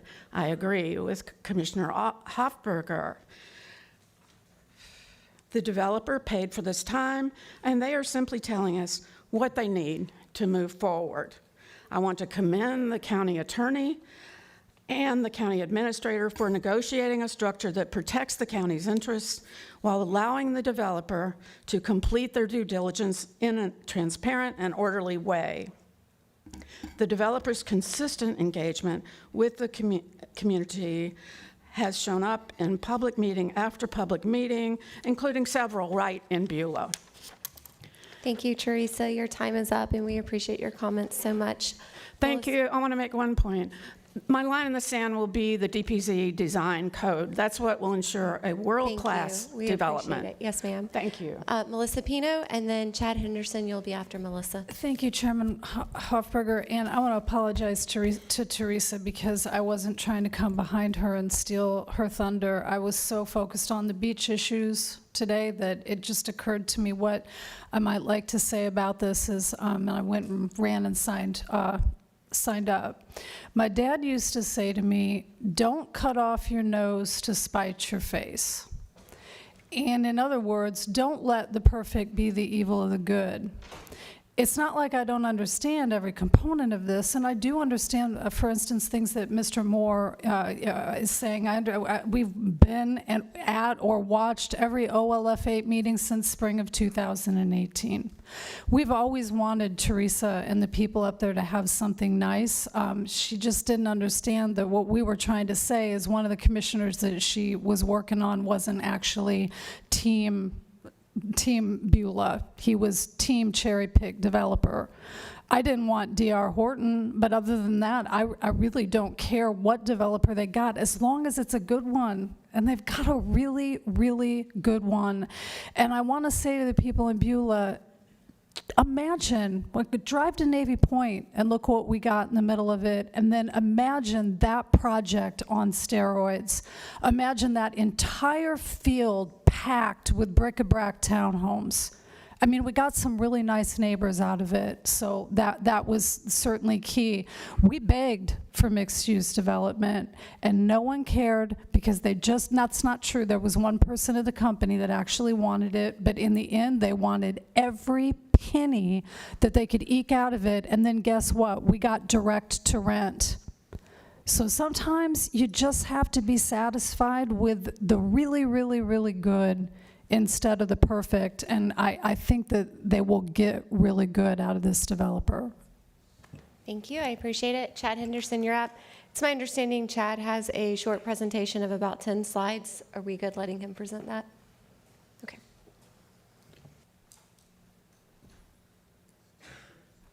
Madam Chair, Vice Chair and board members, thanks so much for having me here. My name is Chad Henderson. I'm a principal partner with TriW and the CEO and founder of Catalyst Group based here in Pensacola. I do have a presentation. Is it able to be pulled up? I'm not. Casey, can we get some help to pull that up? Help is on the way. Okay, great. Okay, I see what, is this guy? Okay. I realize I'm going to try to be as efficient as possible with the time here, but I want to start by saying that we've never been here before. So we've been very busy since we've had the property under contract in June of last year and been very efficient with our efforts, and we have spent a significant amount of time, effort, and resources up to date in a fact-finding mission and due diligence. Well over 7 figures has been spent to get us to a place where we can make evidence-based decisions going forward. That has not happened on this property prior till now. The reality is that this is such a large and dynamic project. It's extremely dynamic and large, and so that we have to make sure that we're making decisions based on facts.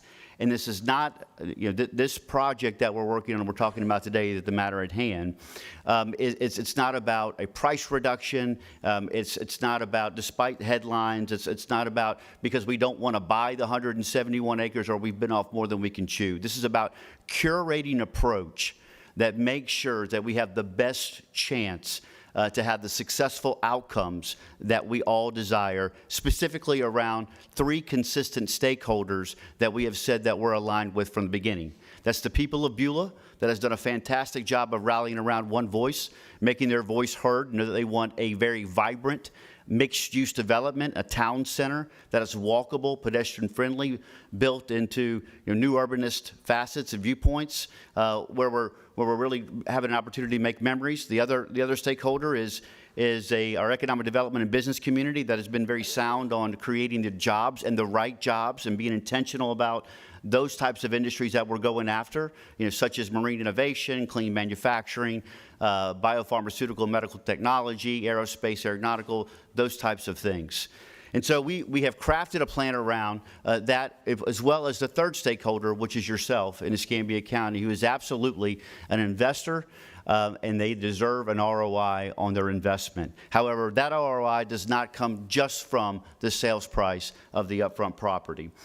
We've been extremely active and transparent in our progress. We've been at over 50+ community meetings. In those community meetings, we've certainly been very outwardly communicative, but I think as importantly or more importantly, we've been good listeners to understand what are the concerns and make sure that we're trying to align as best as possible around the outcomes that are desired. We have shared these, the vision of the project with over 1 million views on a social platform, and we have been very, very, very accessible during and transparent during our planning approach. I mentioned our 3 stakeholders, but the project has to be grounded in economic vitality. I mean, where we can actually execute and finance a project going forward. As I mentioned, we rallied around 5 distinct districts. We have done a ton of work on due diligence, and we've already taken and digested that information and those facts and made sound decisions going forward based on that. As an example, we have a very in-depth and significant traffic study that we've done, and we knew that there was an importance on flow and fluidity throughout the entire project, so we worked hard to secure a western access to Beulah Road. We drove to Chipley, met with Florida Department of Transportation. We understood their plans of the Beulah interchange, which is slated for a start of May of 2027, along with the improvements are on Beulah Road, and how can we tie into that and make sure we're being most efficient with our dollars and infrastructure. From an ETI perspective, we've been very intentional about the jobs and aligning with Florida West and PEDC on who we're going after and why. But let me explain a little bit about, from my perspective, how this proposed amendment is coming together. Again, this is not about that we don't want to buy the 171 acres. It's not that we're retrading on a price. We took the usable the acres, usable acreage and divide it by the original cost, and that's how we come up with, the allocation of price. In addition to that allocation of price of $28.4 million that would be paid for the 368 acres, in our plan, we've dedicated over 65 acres to green space. And protecting, Beulah's wetlands and woodlands. That's over $5+ million of the purchase price that we're not going to use to be green space for the betterment of the overlay district and the master plan. The 171 acres left over is not just 171 acres that's bifurcated. It is a part of the overlay district and master plan binded by a master development agreement. And that 171 acres is getting the benefit from the master developer's vision, all of their due diligence and work, all of their planning, ensuring architectural integrity, ensuring that these districts work together and create a sense of place. The goal is that in the middle of the stakeholders, of all these stakeholders' goals and objectives of where this lands, and 1 + 1 should equal way more than 2. It equals 3, 4, and 5, where the whole is way greater than the sum of its parts. That's our goal. From a fiscal impact analysis, we've had third-party studies. We've worked with Florida West and PEDC. If we're talking about doing this right, there is absolute immense value creation opportunity, value creation capture opportunity for the county itself. So instead of the $14 million opportunity cost, if we have this vibrant, well-orchestrated, well-curated plan moving forward, the Class A Innovation and Commerce District, based on comps throughout Northwest Florida, will over triple in value of that the county can help to capture, in addition to going after the jobs that we all want. In addition to that, if we think about how that we can actually absorb and create and execute on the job creation, by 2037, there's over $10 million a year just off the 171 acres, growing to beyond $13 million in 2045. Producing over $1.1 billion in taxable value of stabilization and an immense amount of cumulative ad valorem tax over time. So we've been very thoughtful. We've worked hard, we've tried to be transparent, and we're trying to create alignment across all three of these stakeholders. So we would very much appreciate consideration of continuing and moving this project forward. Thank you. Board, any questions for Chad? No. I want to say thank you. I have received constant communication from you and your team, but not only that, when you meet with people, they call me as a follow-up to let me know they met with you and what was discussed, and it's always been very consistent. I hear it from you, and then I hear it from them, and there's just been very consistent communication, and I know that's really difficult when you have so many people involved, so I want to thank you for that. Thanks for saying that. Commissioner Strohberger? Yeah, hi, Chad. So I want to echo what Commissioner Hoffberger said. You've been in constant communication with me, too. We've met lots of times in your office, my office. We met yesterday. And first thing I want to do is John Moore still here? John, you here? John. So you know this. In the industries I've been in the aerospace industry, we do working groups, and in those working groups, we have devil's advocates. And what they do is they throw wrenches in our ideas to get us to think about what we're doing. And that's what you've been. You've been that devil's advocate. You've been that devil's advocate for me, and I appreciate that. But we're at a point now where my decision-making is based on what I have learned. And the way I vote is the way you would vote and everyone else would vote if they knew what I knew. That's what I believe. And I've been in constant, and I can't say that enough, the discussions, because, I've had my doubts, too, not about Chad's ability, but about the whole process myself. But I have come to the realization, I wrote down a bunch of questions that I've been getting about this, this deal and where we'll go with it. And one of them was that we're giving away value. I felt that way, too, because we're going to get $50 million, and that possibly, I don't know what the number will be, but that $50 million, that infrastructure money, really unlocks the true value of that property. It unlocks the value for us and for them, for both of us. And it's not taxpayer money, at least it's not our money, it's not local money, it's money that we should be using. And like David Baer said, or maybe I put these words in your mouth, that this is precisely what this money is used for, is for this. And I was reluctant at first about the money. I talked with David about it. I wanted to be at ease about, the risk that we're going to take. And I wanted to share that risk. But I've come to the realization that we're already sharing that risk. We're sharing that risk with the developer. And it's a big risk. And it's a lot of risk for us. I even wanted more money. I had him in the office. I said, hey, what do you think? Do you think that we could do better than this? And after talking with them, I mean, I've never been a developer, and I've never had this kind of money at risk ever, So but I do understand numbers, and I understand there's a lot of risk for him. There is for us, but there's a lot of risk for him. And unlocking the value of that property only happens after the developer, Chad Henderson, after he executes with the infrastructure. That's when it happens. That's when it becomes really valuable. That's why we need Chad. That's all I got for now. Thank you. Hey, Chad, I want to applaud Chad and the Wilson Group. I think you've worked all of us very hard. And I do believe you believe in the project. And as I talk to you, I feel more convinced. I have 3 questions, and one of them is I just need to have on the record and for me. The first question is, which I'm concerned about for you, Allison, is there risk because of these changes that we could get in a legal suit for procurement?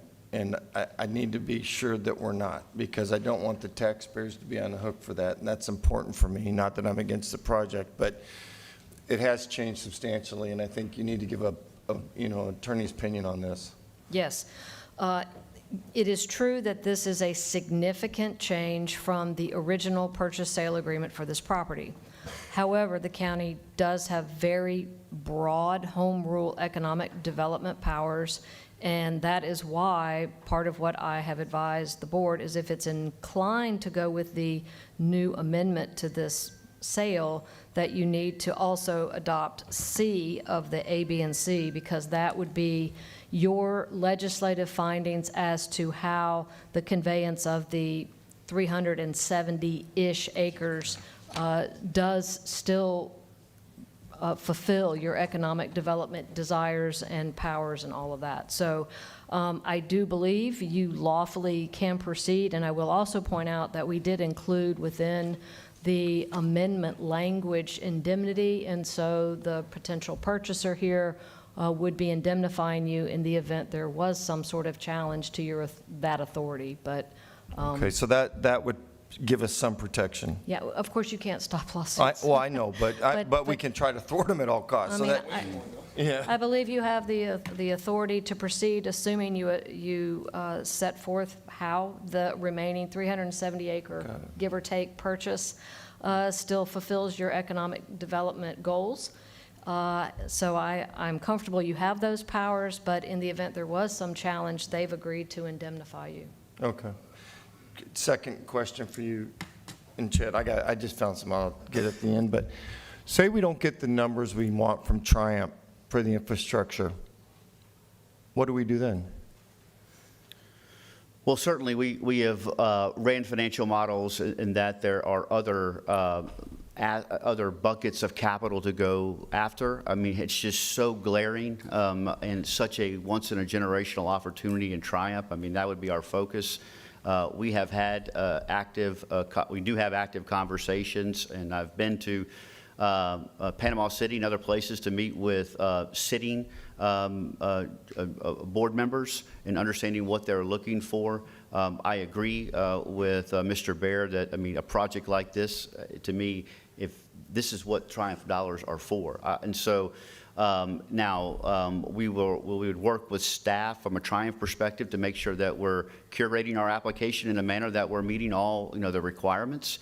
So I feel strongly that there are there's dollars there. However, there are other, pathways for capital. I mean, that's another reason why I think that we're really positioned well As capital markets get disrupted, obviously we've seen the 10-year Treasury, spike here in the last couple of weeks. The last 4 weeks, we've also had 38%, rise in energy pricing, which suggests inflation. When you have inflation, sometimes a lot of capital retracts, and so you want to be entrenched with partners that have good access to capital and institutional capital. And that between JWA and Catalyst, we're well into the billions that we have developed and acquired, and we have access to institutional capital. And so we have always planned, and we will build a capital stack around whatever infrastructure is needed. However, it just makes such good sense to orient and to curate the pathway to have a really good shot at Triumph. Triumph has funded it's funded counties, 7 other counties directly to the tune of, in some cases, $80 million or more. And I believe that this is the chance for our partnership to raise our hand and say this is a really good opportunity. But to answer your question directly, Commissioner Kohler, the Triumph grant is not a contingency in this amendment. And so we're always looking at Plan B, Plan C, and Plan D, but there's a glaring Plan A for us to go execute on. That's my concern, because if we don't get the jobs, and we've seen that, and I know Chris is doing a great job, I think you want to have it go forward. I hate to see us come back being a quagmire with Triumph, but David says we won't be. But, as you know, and talking to Chris, it's all based the amount we would get on the number of jobs we put out there, right, is pretty much what happens. And so until we start seeing the jobs, I don't know how much they would approve. And so I have just a basic concern on that. Well, I appreciate that concern. The other thing that I would add is that in this partnership-like approach on the ETI district, so this is not, setting aside 171 acres for Escambia County to produce those jobs and that development on. This is a part of a partnership and an intertwined in an overlaid district and a curated master plan. We're going to be shoulder to shoulder with Chris and others, because I think it's going to take all of us to make sure that we are landing the employers that we'd all like to see here. We're already having our own discussions outside of what Chris is having of prospects and other things to come to the ETI district. And remember, you guys are fee simple owners, and so you can ground lease, you can eventually sell. Some of those employers will spend their own capital to build the vertical improvements, right? But some of the employers don't want real estate on their balance sheet, and they want quality developers going alongside of them and utilizing their capital. That's where we would love to be, right? We would love to be a resource for third-party capital to ground lease from you, where you're capturing that value. We're providing the capital to build the facility and then leasing to the employer that's creating the jobs. Okay. No, I'm supportive of what you're doing. I just, you always got to look at the mitigation and risk factors, and I think it's important we do that. Thank you. Thanks. Thank you. Commissioner May? Okay. Yeah, and Chad, we've had conversations, so, I'm supportive. A couple questions. What's the projected amount for the infrastructure on the public side that we're going to be going to Triumph for? Is that a $50 million ask, or just heard $80 million? Yeah, so How much is that? it's a great question, and there is more to be done to really hone in. I mean, so we don't have a set of construction drawings. But in your forecast, you've done some due diligence. There could be onus, like for instance, examples, we could have hardened infrastructure needs for the ETI district alone based on the employers that will be here, especially from a cybersecurity perspective. So, I think from a pro forma perspective, we injected $50 million, but the direct and indirect cost around the outlying fields development would be $100 million plus. So this is by no means is the developer relying upon a Triumph grant to provide all the needs in the infrastructure. We're not saying that at all. There certainly will be intertwined and shared costs that will mutually benefit both the ETI districts and the remaining districts that the developer is executing. And in your mind, Chad, if, say, we didn't get it, and I take David Bear at his word that he's going to lobby it, he's a good lobbyist. What if we didn't get it? You think there are private partners that would help us? I mean, we'd be able to get the infrastructure in if we didn't get any public dollars. If we were to fail at Triumph, do you Right. think that you could put together a team to make sure this project still Oh, yeah, well, we continue? have a team. Commissioner May, we have ongoing conversations and engagement with major institutional investors. However, there is a cost to that capital that is not associated with Triumph. So the carrying costs will be elevating your basis. Therefore, to get your margin, you're going to have to push it through to end users. You're going to have a competitive advantage if you're utilizing Triumph because the carry cost is not the same as going to get other third-party capital from a developer or otherwise, or LP investors or whomever. So this is why it's such a competitive advantage for us to have this at our disposal, at least to explore and go after, and that's what this sets us up to do.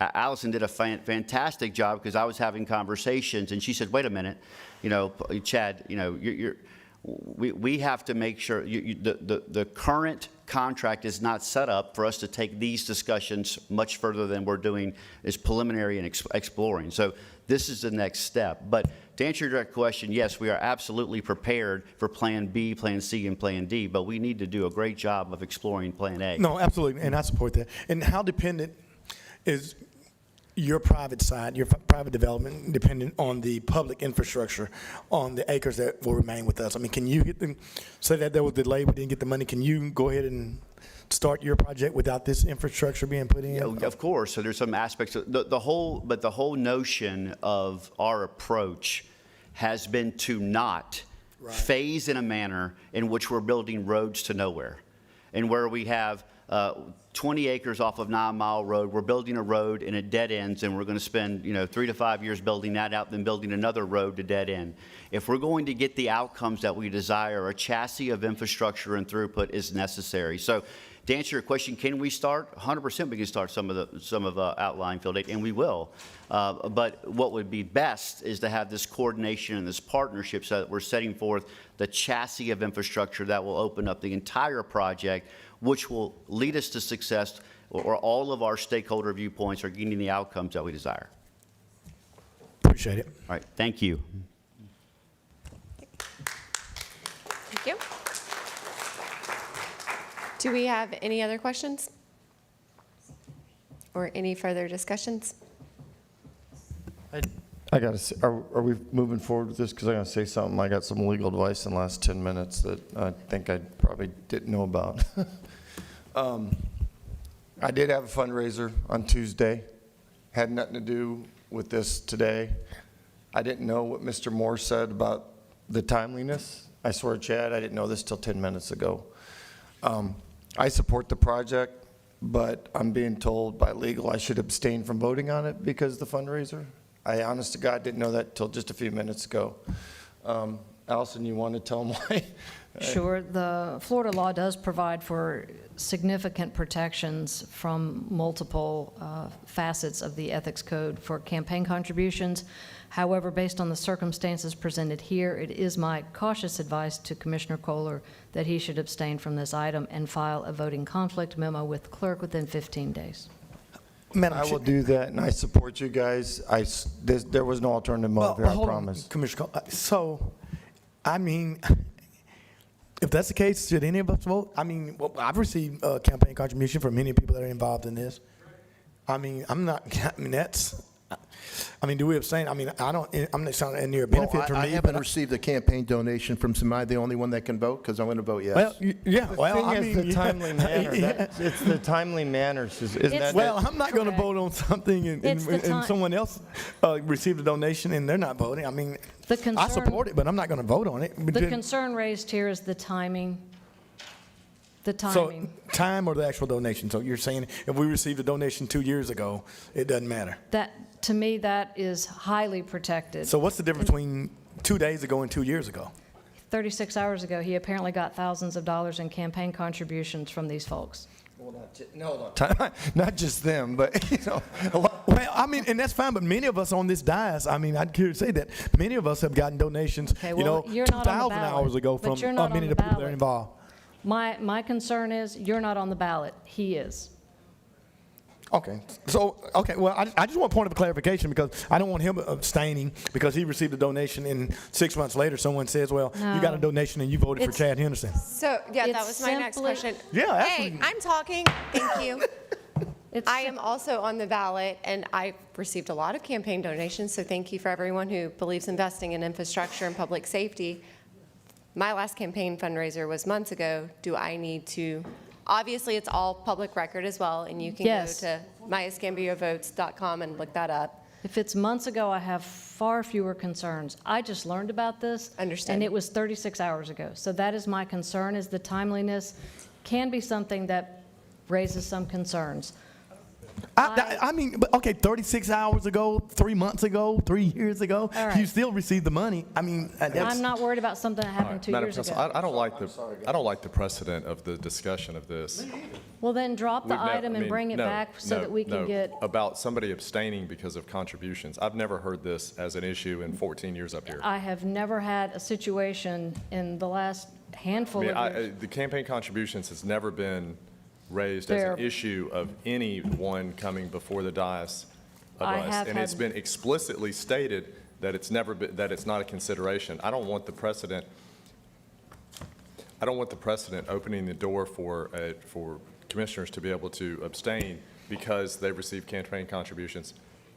Then my advice would be to drop it and bring it back next week so that we can get an opinion regarding the timing of this particular circumstance. Well, you better get an opinion because I don't think timing has anything to do with it. If Kohler got him and Ashley got him, I mean, whether it's 3 months or whether I got him 3 years ago, I mean, that's a bad precedent. I mean, I'm all in favor, but that to me sets me up because I can tell you who's going to be the first one that they come after. I mean, there's explicitly stuff in our fact training that we do every year that says campaign contributions aren't to be considered they're not considered a reason for an abstention. And in virtually every circumstance, I would agree. I'm giving cautious advice based on a fact pattern given to me within the last 20 minutes.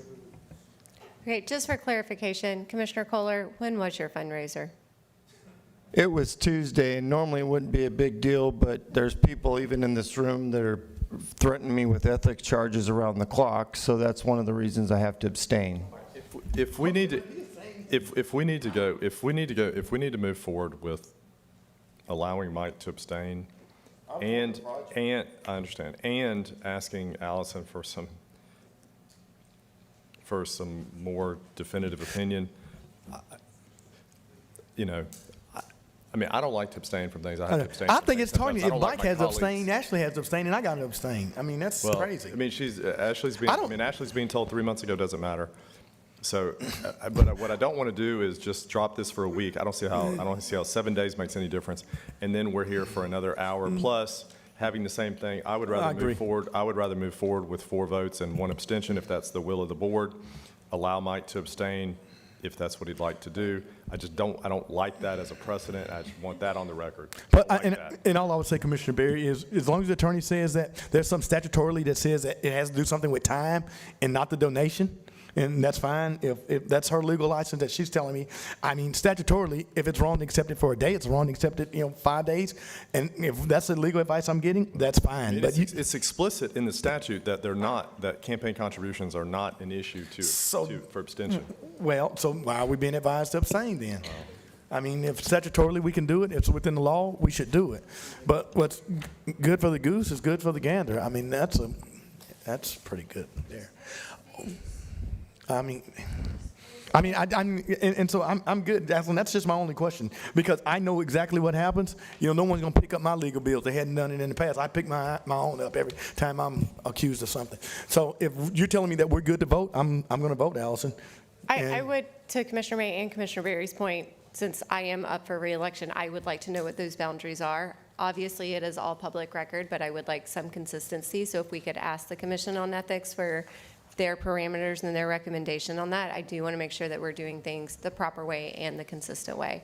So, Yeah, you can't treat the chair any way than you treat Kohler. I mean, 3 months? I mean, you're telling me that you can receive it 3 months and he got it 3 days ago? I mean, well, we also can't. yeah, but anyway, vote.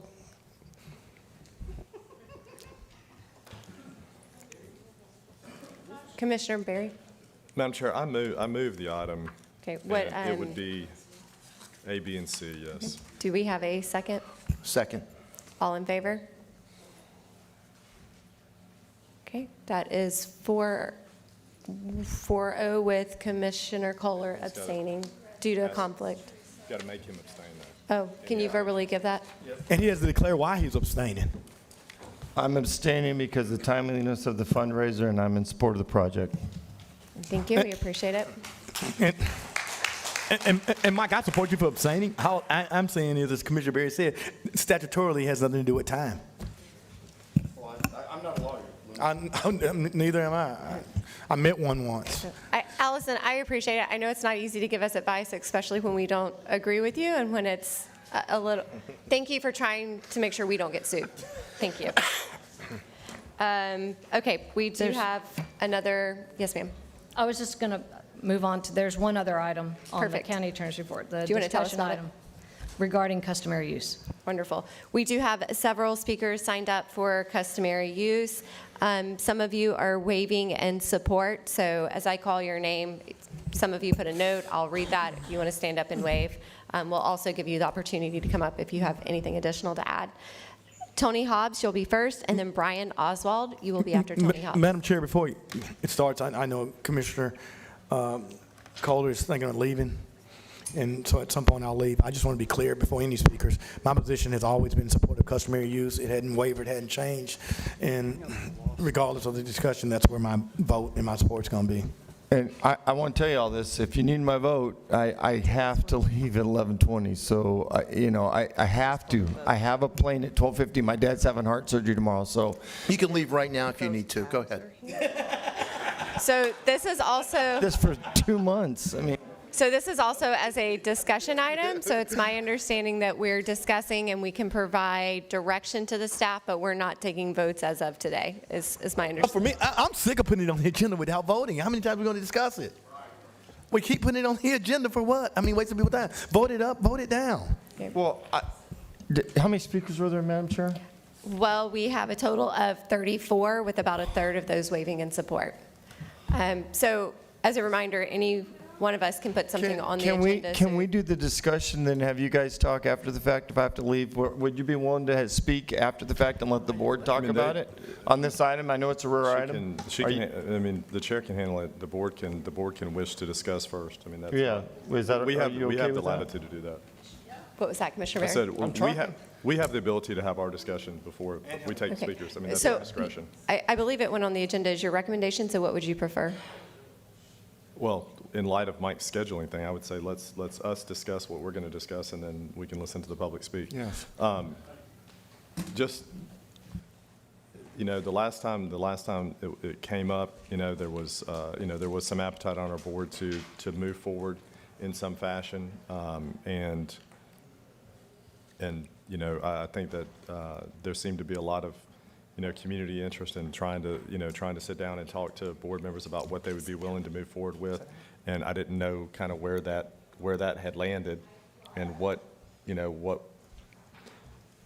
there was conversations about a compromise or about, what you might be willing to move forward with, Mike. I don't know what that is or what your appetite is. Well, as everyone on this board, I'm assuming is getting emails daily from both sides, and they're both passionate, and they both, to me, have good concerns. But with sitting down with Allison, I don't think the board has given any clear direction on what the staff should do. After talking to you, and I know, Allison, I'm putting you on the hot seat a lot today, but the other thing is, you're the attorney. The other thing was testimonials. You told me if the county was to get in, and I don't want to speak for you, but I think that the county should be part of some of the testimonials. Is that correct? Can you share with the people here what you told me? Sure. In my opinion, if the board is inclined to make a finding of customary use of any part of the sandy strip of the beach, whether it be a large strip, small strip, whatever, that needs to be done by ordinance. We need to designate very specifically which geography we are talking about, and there must absolutely be, at the time of the vote on that ordinance, legislative findings as to why and how this board believes that that geographical area has meets those prongs that we've talked about, those four prongs of customary use. What I do not think is going to be defensible is to simply just say customary use is, imposed on whatever area. So you're talking about taking testimonials in the board. So is that the direct, so if the board has an appetite to move forward with something, then you need the board to tell staff to start taking testimonials from people? I think I know we talked testimonials about that last time, but is that- testimonials is a bit of I don't know that that's input the from right people? word, I but don't know, but- evidence. We okay. need evidence, like look at the deeds, look at historical evidence. I mean, somebody talk has to be the people. repository for that information, Right. and that would seemingly be the county in this instance. And so you're saying, I mean, we're a long, probably soundingly, a ways away from an ordinance, but the board could give direction to staff to begin being a repository, taking information. Right, because I think the recommendation as to how much there might be a defensible case over is going to depend on what there actually is out there. What do people say? What do people's photographs show? What do the deeds show? Are there already existing easements? Looking at that on a parcel by parcel basis is not something that I feel like we've been directed to do. And I mean, there are maybe other compromise things that I know Kohler and I have discussed. If you're wanting to also tie this together with the acquisition of more property, for example, is there a compromise with any of the HOAs or any of the businesses that have Gulfront properties?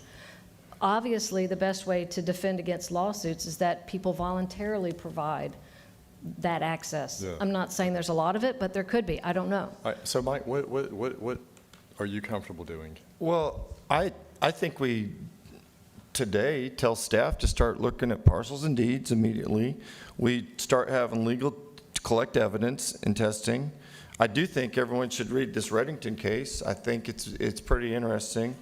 I have some confusion with the 4 pillars. I think I've shared that with you. I'm a little bit concerned how we'll meet those. I know we had customary use before 2018, but I'm not sure the way the law is written. And Allison and I've had a lot of discussions on that. That's why I think we need the testimonial piece to build the case. I don't know what the footage should be. I'm just saying I wish the condo owners would come back with something. If you ever have beach renourishment out there, it's going to be public use anyway, so. I will tell you, the condo owners have been coming to me a lot. I've met with them just this week. I met them in my office, and they are coming with compromise. And so there are a lot of things I'm learning. I'm learning about, I mean, they're willing to go to talk to the folks in that easement section, that 1.2 miles, to see if they're willing to allow some more access there, because I got another heat. That's great. Yeah, you're wonderful. And then, but because I got shown essentially a heat map of where everybody goes on the beach, and there's some spots where there's just nobody going. And they can't get there unless they use the beach access points to get around to the condos. So, but there are places, and we're talking about money. We're talking about not closing down beach access number 1. We're talking about making it a better amenity by spreading those beachgoers to other beach access points. And are talking about almost $500,000 to purchase those parking spots over there. So, Mike, are you okay with the board giving direction, asking the county, I asking think staff to start taking Yeah, information? what I want to know is, are you going to recuse yourself, Mike, because for the same reasons that we just did? Why? What's the purpose? No one I don't know. gave me any money. I don't know. I don't know who came to your. Commissioner Stroberger, we're doing what I consider discovery. We're not making an ordinance. We're doing due diligence. We're asking staff, not knowing what's going to happen in the Reddington case that's out there in the 11th Circuit. I'll tell you what I learned just this week was we had lost a customary use case on Perito Bay, on Perito Key. In 1978, I think it was. In 1978. So, I mean, isn't that a precedence? Isn't that pretty damn important to know? Well, that would be in the evidentiary process. I would say that would be added, right? Yeah. I mean, I'm not saying that those kind of things I don't know if we have should to be in go there. any further than that once we know that to be true. Well, I don't know that. I think it's going to be decided by a courtroom more than likely, but I don't know. But are you opposed to asking the staff to look at parcels and deeds and collect evidence? I am. I'm opposed to doing it only because it's going to be a waste of time. It's a waste of the staff's time to do that. If we know, Allison, Madam Attorney, if we know that we've lost a customer use case on Perito Key, does that kind of change the conversation a little bit? It's very fact-specific. It would depend on the geography, why that ruling was made, how far up the. And I don't know anything about that case, but there was a period of time, when I was young and here, that it was considered public out there. So and this was after '78, but it was before, it was before I was in office. So I don't know what the case from '78 was, but there was some period of time in the '80s and '90s where that area was considered public. I can tell you And not factually it anymore. was in So '88. well, it should be uninterrupted. It was one of the criteria. It's been interrupted. But there was also, the big change I think happened, I don't know, 7, 8, 9 years ago, whenever 18. Whenever the legislation, changed, or the legislature and the governor changed some rulings then to allow for, the criminalization of trespassing in some of those areas on private property. But I don't know the 1978, I don't think it's the worst thing in the world it's a big deal, and even if you don't agree with it conceptually, I don't think it's the worst thing in the world to allow the county to be a repository to take information from people that feel very passionately about something. It's a legitimate, even if you don't agree with it, it's a legitimate enough issue.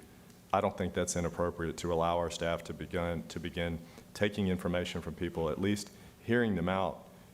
I would almost expect us to do that even without board action, but if we need to give board direction from at least the majority of the board to say, look, we think it's an important enough issue that we think it's worth the staff's time to allow them to receive information from citizens that they think is important.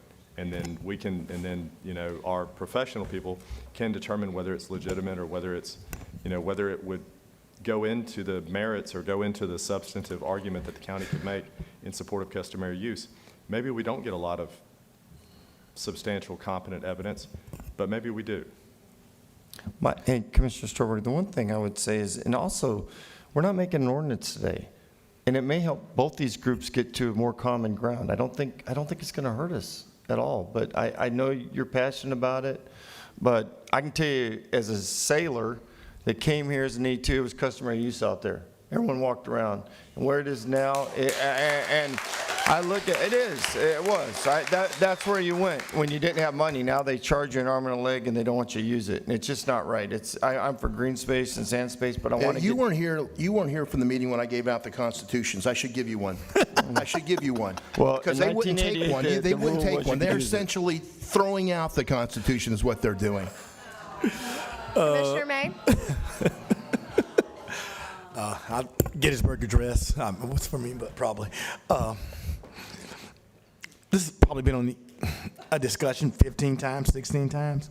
Have we not given any direction to staff in all these meetings that we're wasting staff time, our time, resident time, 15 times. We voted up, the people have come down 15, 20 times. I'm tired. Throughout the last couple of years. Have we not given staff direction to do that? We have not. Apparently not. Apparently. Well, that's my fault then.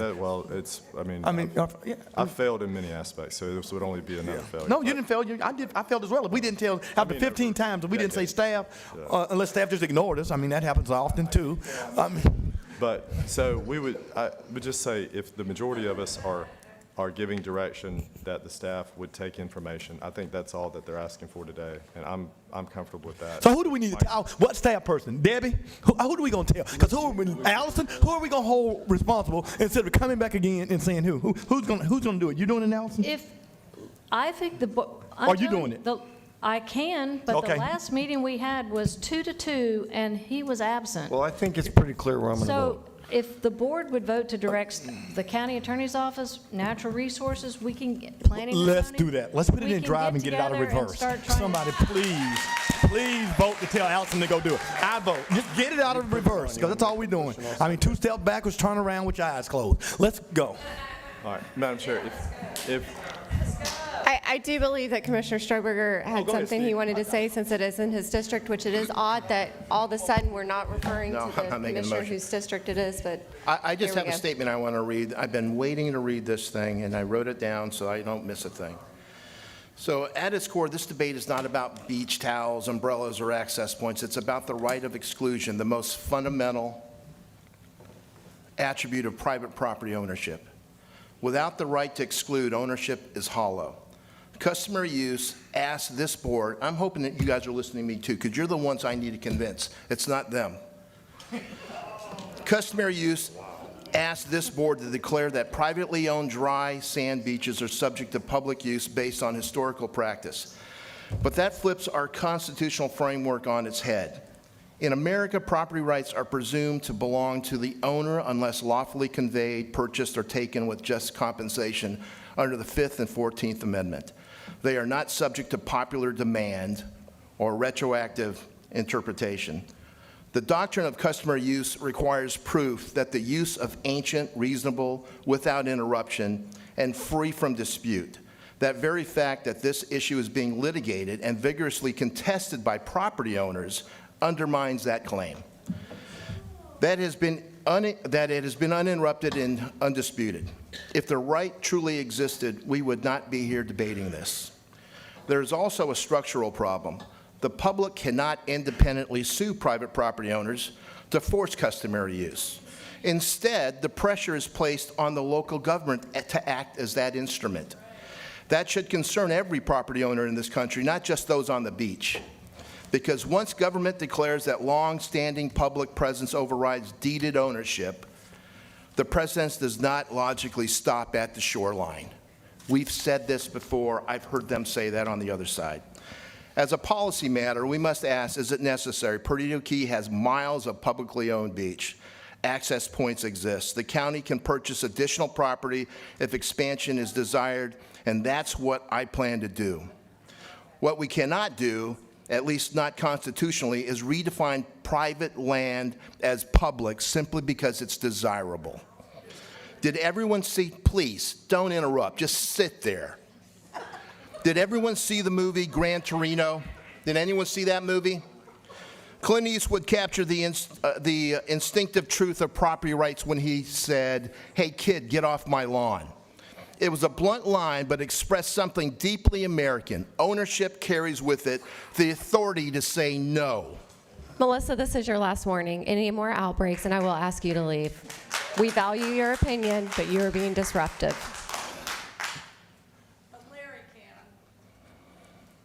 Ownership carries with it the authority to say no. So where is Clint Eastwood? We need him now. We need Clint Eastwood right now. Customary use asks this board to tell property owners that their lawn isn't really their lawn anymore. That history and sentiment outweighs title and deed. That is not a compromise.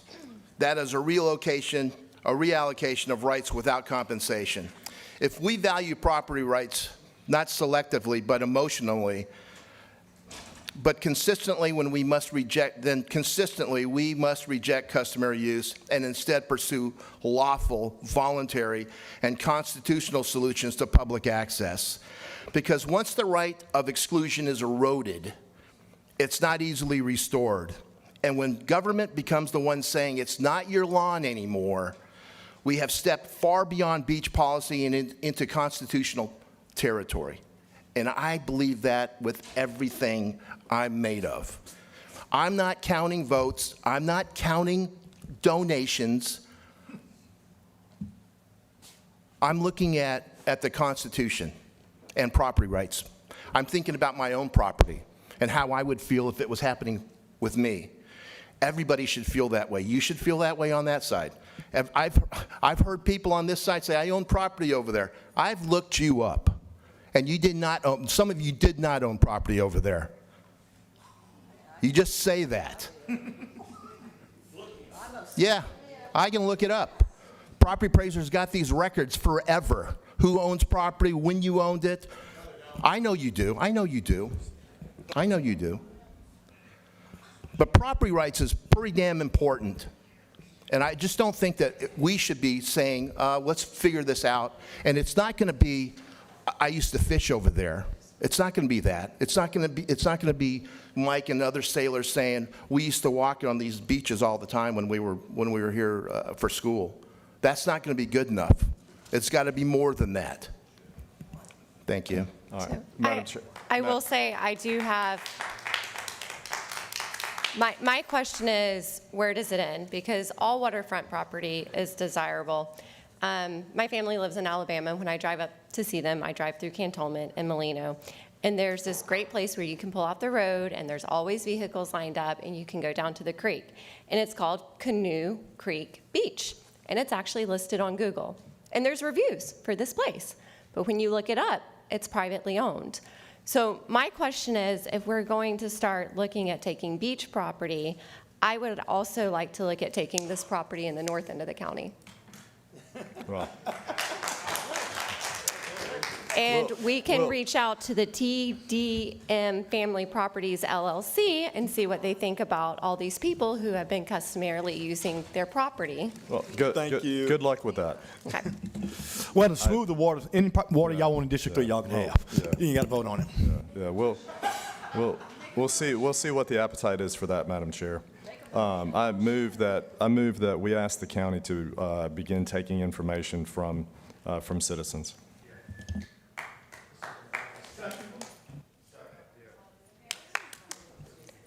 All those opposed? 3-2.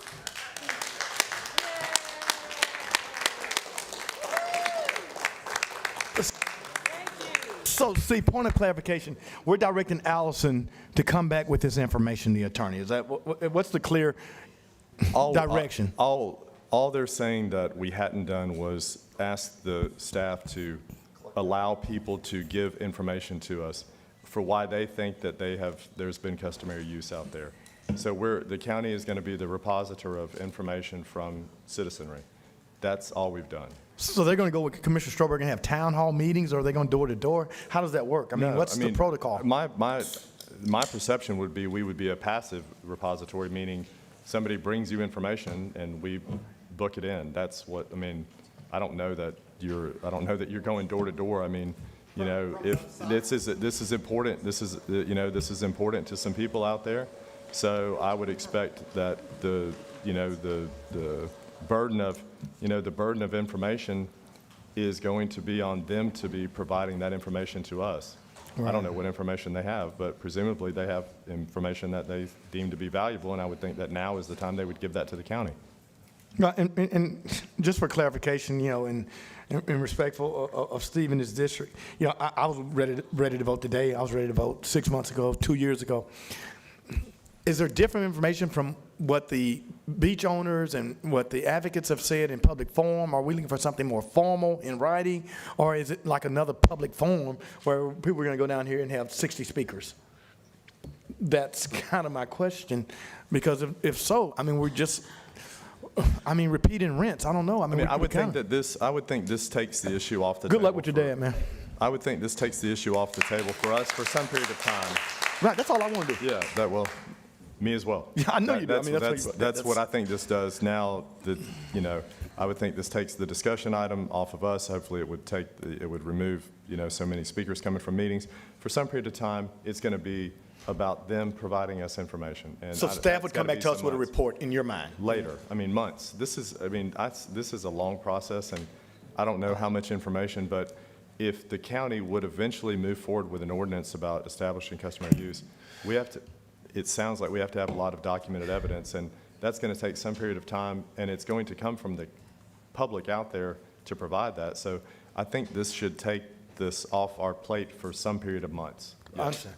So we're expecting for the legal office to create a protocol, an instrument, to go out, survey, gather data, bring the data back to us in some type of format that we can seek to move an ordinance or make an intelligent vote. So what is the expected timeline of this? Because what I don't want to do is tell the people who are out here that we're doing. Can I just get Allison to answer my question, and then I'm good? What I would think is that a combination of your staff from different departments are going to see what they can find. Review this case that Commissioner Stroberger is referencing, look at deeds, look at easements, and hear from the public on whatever they have, whether it be photographs or their stories of childhood or whatever it is that they have.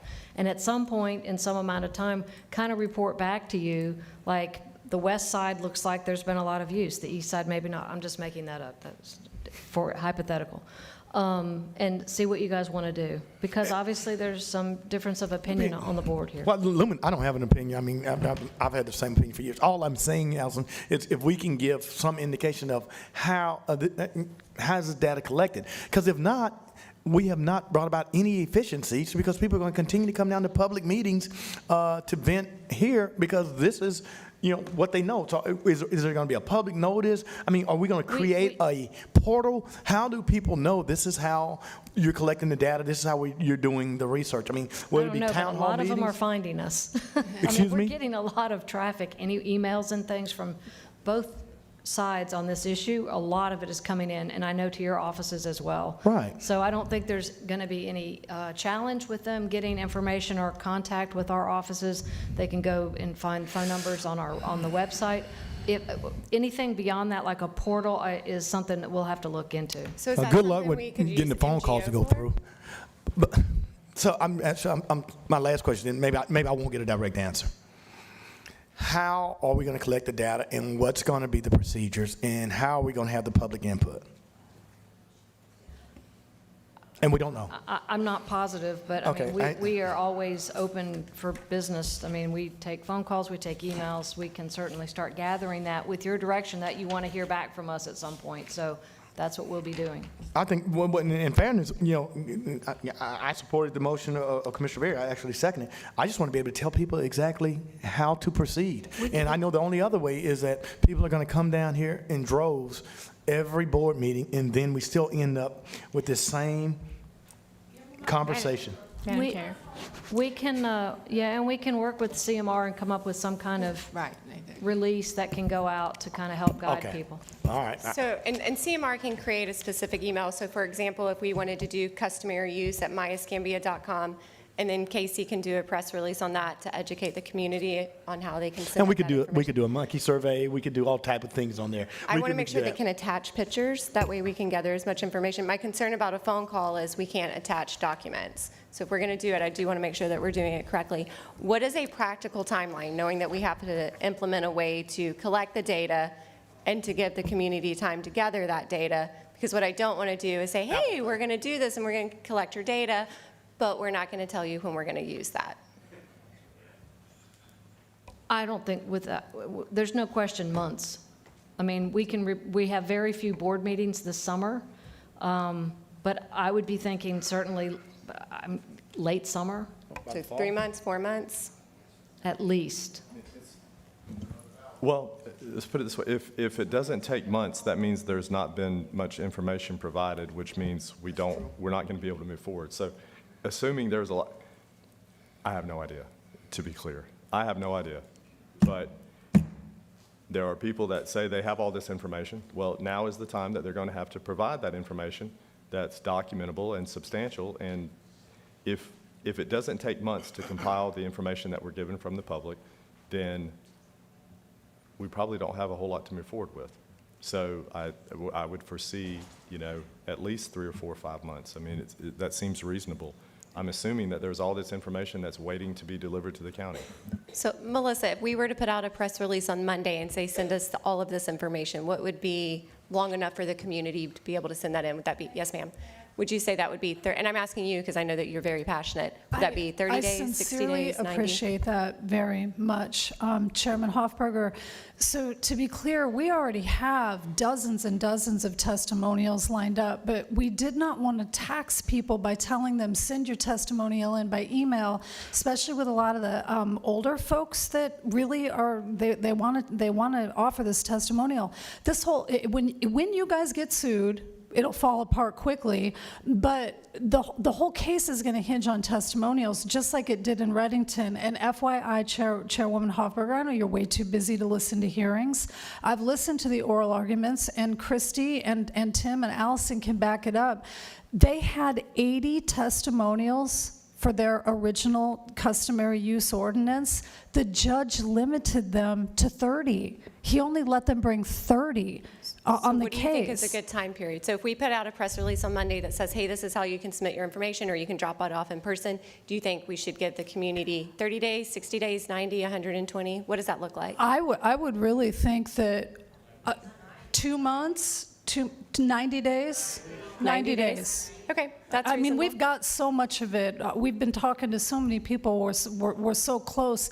The only reason we haven't done it is we didn't have any official way to work with the county attorney's office so that it is a testimonial. I want to be clear about this. It has to be an affidavit. So we could have hired, and we've talked about it, a court reporter to go around and video people and notarize it, so then if you guys did get sued, you could use it. But that seems kind of senseless, because obviously Allison is going to want to make sure her team that they are scripting any language for those affidavits and not our attorneys. That makes sense. So we'll give 3 months, so 90 days for them to submit materials, and then once you evaluate how much has been submitted, then you can give us a reasonable timeline for evaluating. And our attorneys are also very happy to just have friendly discussions with that. We already have a boilerplate for an affidavit, but we held back because we know it's your discretion, Ms. Rogers. Thank you, we appreciate it. Yeah, and I get that, but I mean, you can't have multiple cooks in the kitchen, man. The meal ain't gonna turn out too well. I mean, so, Allison, you're gathering the data and you're putting it together. No disrespect to Mel, not Mel's attorneys, not anybody. It's our attorneys. I mean, because when we get sued in the shade meeting, I mean, we're the ones that are getting sued. I mean, and it's the 5 of us that ultimately take the responsibility. We're kind of old for the season, I mean, in these lawsuits. And I want to make sure that, as you said earlier, Allison, we can be sued, but how do we put ourselves in the best position to defend the suit? I think we need to start by reviewing what we get and what we find, and then we can see if it makes sense to the board to proceed, or to proceed with a partial or some, as Commissioner Kohler has referenced, a narrower than the full Sandy Strip, or those, we want to subtract out easements that already exist. I think 90 days allows us to see what we have, but then we need to evaluate what we have. So you need 3 months, as the chairperson said, and then to get it, then another 3 months to go. That would be great. Okay, so 3 months to gather, 3 months to make a decision. We'll bring you back something and 6 months, as Commissioner Berry said earlier. Perfect. So we'll be 6 months. that And listen, seems fair. listen, that's fair. And listen, if both sides want to get together, you can take some of my discretionary money. We'll meet down on the beach. We can eat, cook, and y'all can discuss it, and we'll win it. Okay. Okay. There were no items added to the agenda. Do we have any announcements before we adjourn? Nope. Thank you. Oh, do we want to hear, does anybody still want to speak? I do. We do. Okay. Okay. Okay. I will call out your names, and then as we call out your names, if you're still here, you can make your way up. Tony Hobbs? I have a question for Commissioner Berry. Would both sides be presenting information to the county? I would presume so, yes. I mean, I wouldn't normally answer a question, but yes. Do you need to vote again to make that clear? No, that's clear. Oh, message delivered. There's not segregated publics. Okay, So very good. whoever submits, yeah. That's a great question, and we'll make sure to put that in the press Could someone release. start my time and over and put the video up? I mean, the image, my presentation? We're not going to start the time over, but we can get your presentation up. Okay. This case really has been decided, and I'm shocked that people haven't read it. It's a customary use case from 1978, and this wasn't just generic. The judge, this county was a defendant and had their own county attorney respond and made a claim of the public having the right to this beach where La Playa is now. Under customary use doctrine, they argued that, and they lost. So you're taking staff time to placate people and to listen to things. This is an effort in futility. I don't understand why, when we've presented this information to you, go to Allison and ask her. She's given some great advice today. I'm happy to hear some of this, but is this what we do? Last year, my wife and I remitted $40,000 in property tax to this county. Is this the way it's being spent? This is shocking. Does anyone have any questions? I mean, The answer, Tony, is yes. That's how we're spending your money. okay, so here, if you'll look, A, where La Playa is where they said no customary use. Thank you, Tony. Thank you. Your time is up. We appreciate it, and please do turn that in. Brian Oswald, you're up, and Alfred, I'm so sorry, I don't know how to say your last name. Thank you. Thank you, Commissioners. My name is Brian Oswald. I've been a taxpayer of Escambia County for over 25 years. I'm sorry that Commissioner Kohler and May are not here. However, I had some words already formulated that I was going to speak at, but after listening to today's discussion for over 2 hours, I just wanted to share from another taxpayer, look, we got a lot of issues, all of us, taxpayers. You're talking about multi-million-dollar developments. You're talking about all kinds of other important things. There's no doubt that this particular case has passionate proponents and passionate those that are not for it. Ultimately, just like a divorce, the only people that win in a divorce are the two attorneys. And as a taxpayer, all I see is dollar signs trying to figure out how we're going to legally dispute this, which opinions and emotion doesn't carry the legal course of the day. It's ruled by law. And all I see is me having more taxpayer dollars, all of us in this room having more taxpayer dollars. And my implorement to you as commissioners and as a community, let's work for solutions and try to figure out the best way to move this forward as opposed to an all or none approach.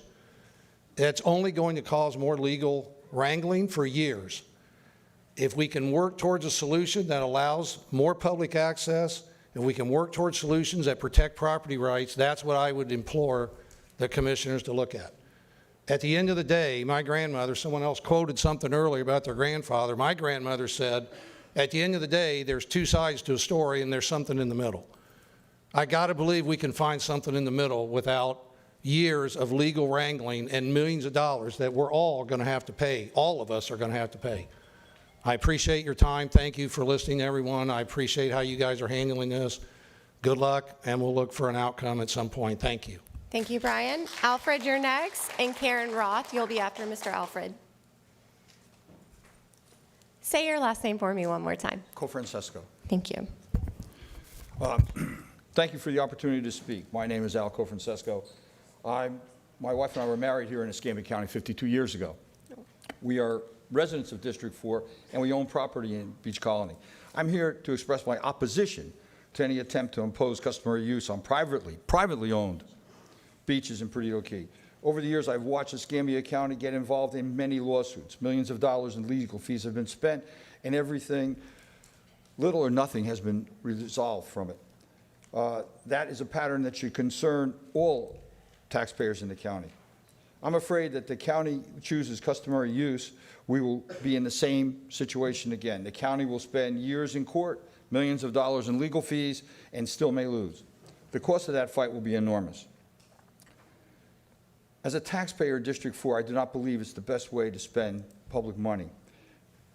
The individuals here have yellow T-shirts on. On their T-shirts, they say, public lands belong to the public. I agree. This is not public land. This is private land.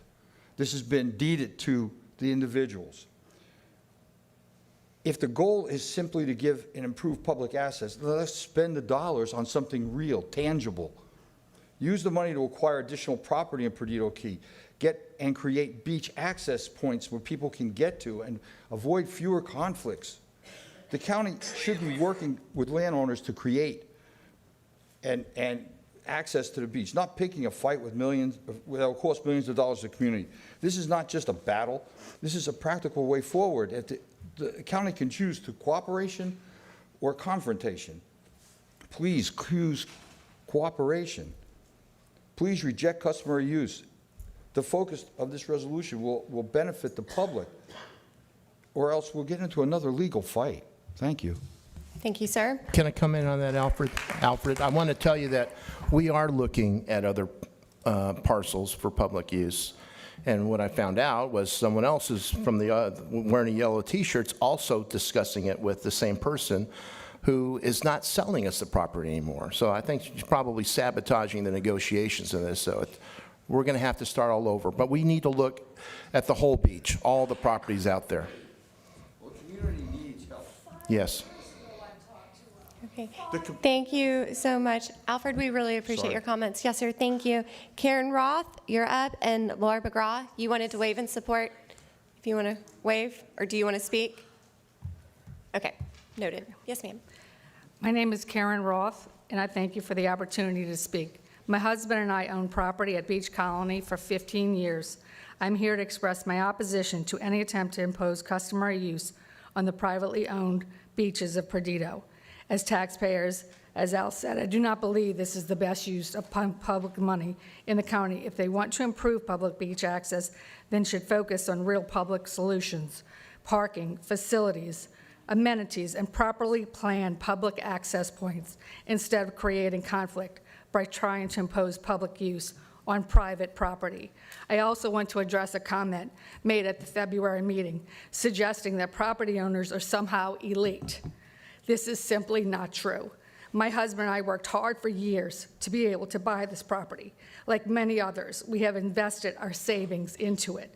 We accepted the financial risks that come with owning coastal property: storms, erosion, damage, maintenance, insurance, and rising costs, because this is our private property. Owning beachfront property is not easy, and it is not cheap.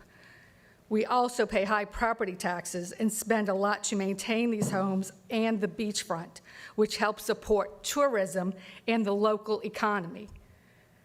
If the county wants more public access, then it should do it honestly. Buy it, negotiate for it, compensate for it. I appreciate the opportunity to speak, and thank you. Yes, ma'am. Thank you, Karen. We appreciate you. Laura, did you want to come up?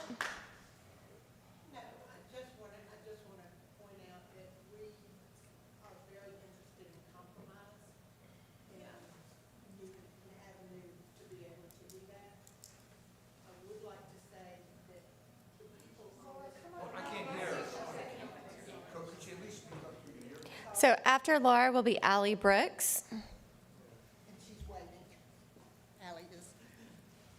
I just want to point out that we had looked at some of the records, and I don't know if this group knows this, but at one of the condos directly there on that beach, there are only 4 owners that live in Escambia County or even Florida. The rest of the owners that are keeping Florida residents, Escambia County residents, off those beaches live out of state. They are investors. So I ask you to consider the needs of your citizens that live in this state. Okay. Next, we have Allie Brooks. Allie, did you want to come up and speak, or did you want to wave? Allie? Okay. Daniel Cartier? Is Daniel here? Okay. Thank you. After Daniel, we'll have Laura Taylor. Good morning. How are y'all doing today? Thank y'all for your time, but I'm an owner at Beach Colony, so I oppose public use. It's going to devalue our properties. We've all worked very hard to be able to afford one of these. And like Karen was saying, it's very expensive to own one, much less just the maintenance of it. Then we're going to have everybody wants to come and use it for free. It's no different. I'm sure these people wouldn't want everybody at Beach Colony find out where they live and go sit on their front lawn, you know, bring out some barbecue pits and, you know, hey, have a party in their front yard. I'm sure they wouldn't want that either. But and the amount of tourism y'all going to lose, it's phenomenal how much money in tax money y'all going to lose by doing this, as opposed to like with Mr. Stromberger is trying to do is find some other avenues for them to go to, make it nice for them. But it's the loss.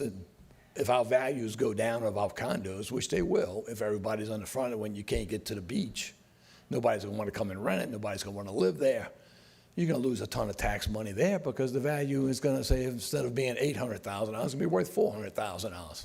Does a big tax basis difference.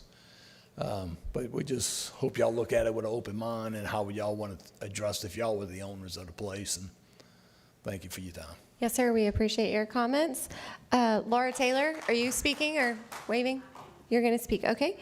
And after Laura will be Fran Opitz. I'm Laura Taylor, and I frequently use Beach Access One. And according to the Florida Department of Environmental Protection map, we are supposed to have 100 feet beachfront access there. And because of the crime scene tapes that have been placed there, we have 43 feet of beachfront. So I meant to ask Tim Day about this, but I don't think he's here today. Oh, is he? Okay, there you are. Sorry. But anyway, it's on the Department of Environmental Protection map that we're supposed to have 100 feet. And really, I think all we need is just some dry sand so that we can continue to walk up and down the beach like we did in the past. And as it is now, we can't do that. Thank you. Thank you. Fran? Is Fran still here? No. Okay. Diane Gould? Waving, thank you. Kathy Gilmore? Waving, thank you. Seva Varazo? Sava?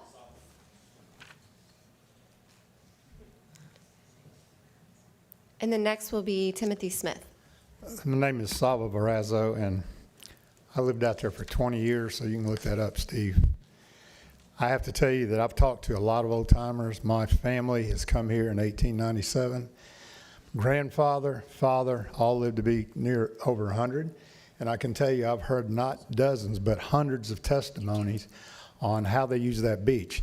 For the record, if you look back far enough, you'll find out that the property owners that are opposed to public access, they're people that got that property back in the day when the government actually deeded it for pennies on the dollar. Now, obviously, developers came along and compromised on that or capitalized on it, and they had to pay these high prices. We pay high prices too. The point that was brought out a few minutes ago is how much land.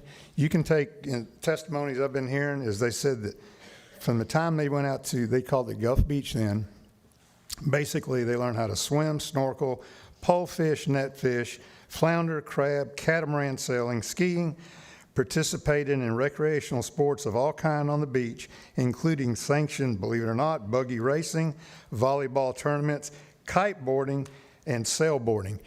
Those take place within about 20 feet of the transitional zone. The transitional zone is where the waves come up and go right back down.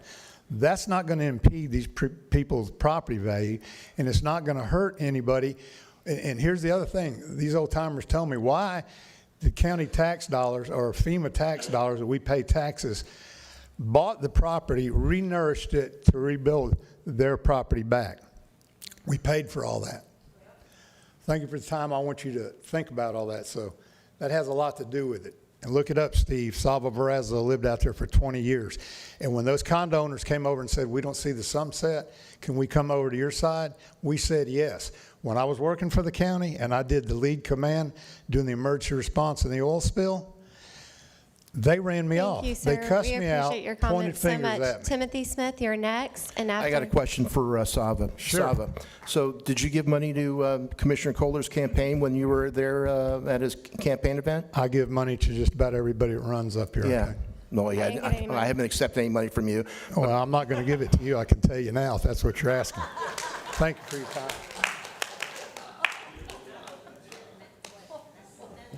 Tim Smith? Tim Smith. Thank you. I just want to point out some of the obvious things I think a lot of people are missing is that those beach access points, you know, they're called a beach access point for a reason. They've been there a long time. Those access points were there so we could access the dry sand.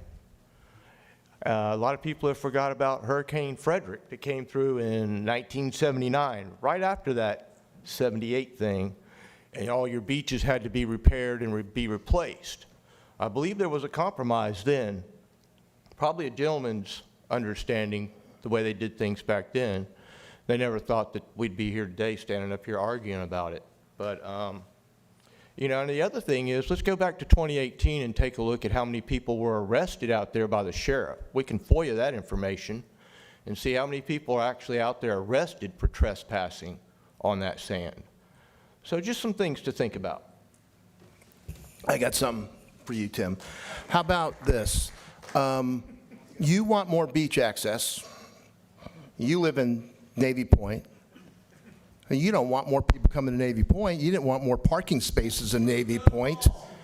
You didn't get more parking spots, did you? There are no more parking spots. You don't want access to Navy Point, but you want more access to the beach, to private property. Okay, next we have Keith. Keith, are you waving in support? You're waving big. Thank you, sir. Carlin Bell, we are waving as well. Thank you. Charles Krupnick, you're signed up to speak. Charles, you want to come on up? While Charles is making 15. Correct.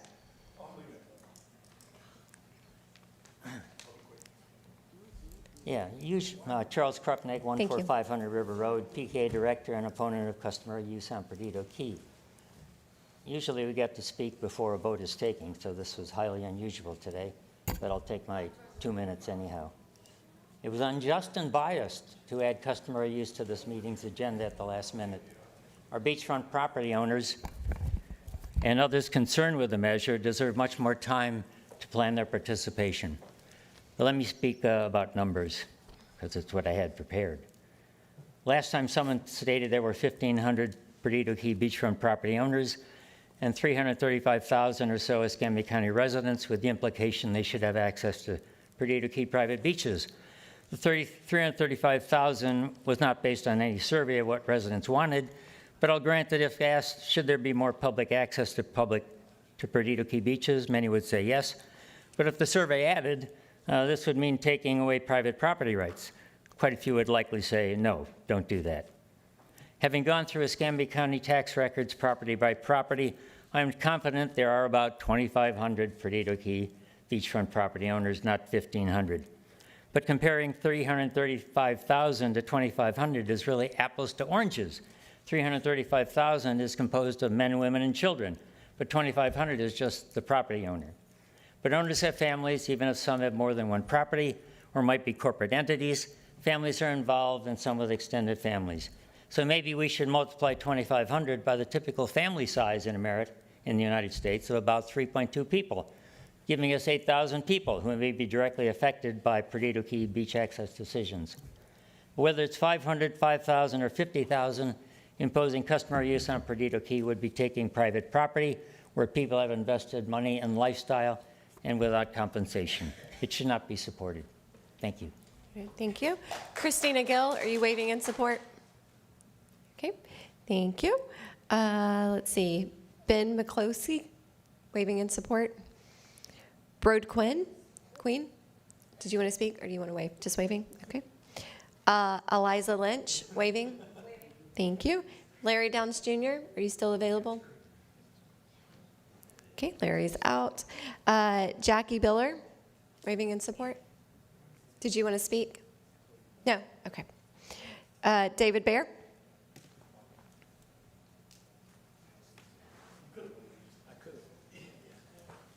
I could have waved, but if there's an opportunity to have 2 minutes to talk to you. So I think the community's access to our beaches is the responsibility of our county. I think when my family owned property out at Perdido Key, we've owned 2 properties.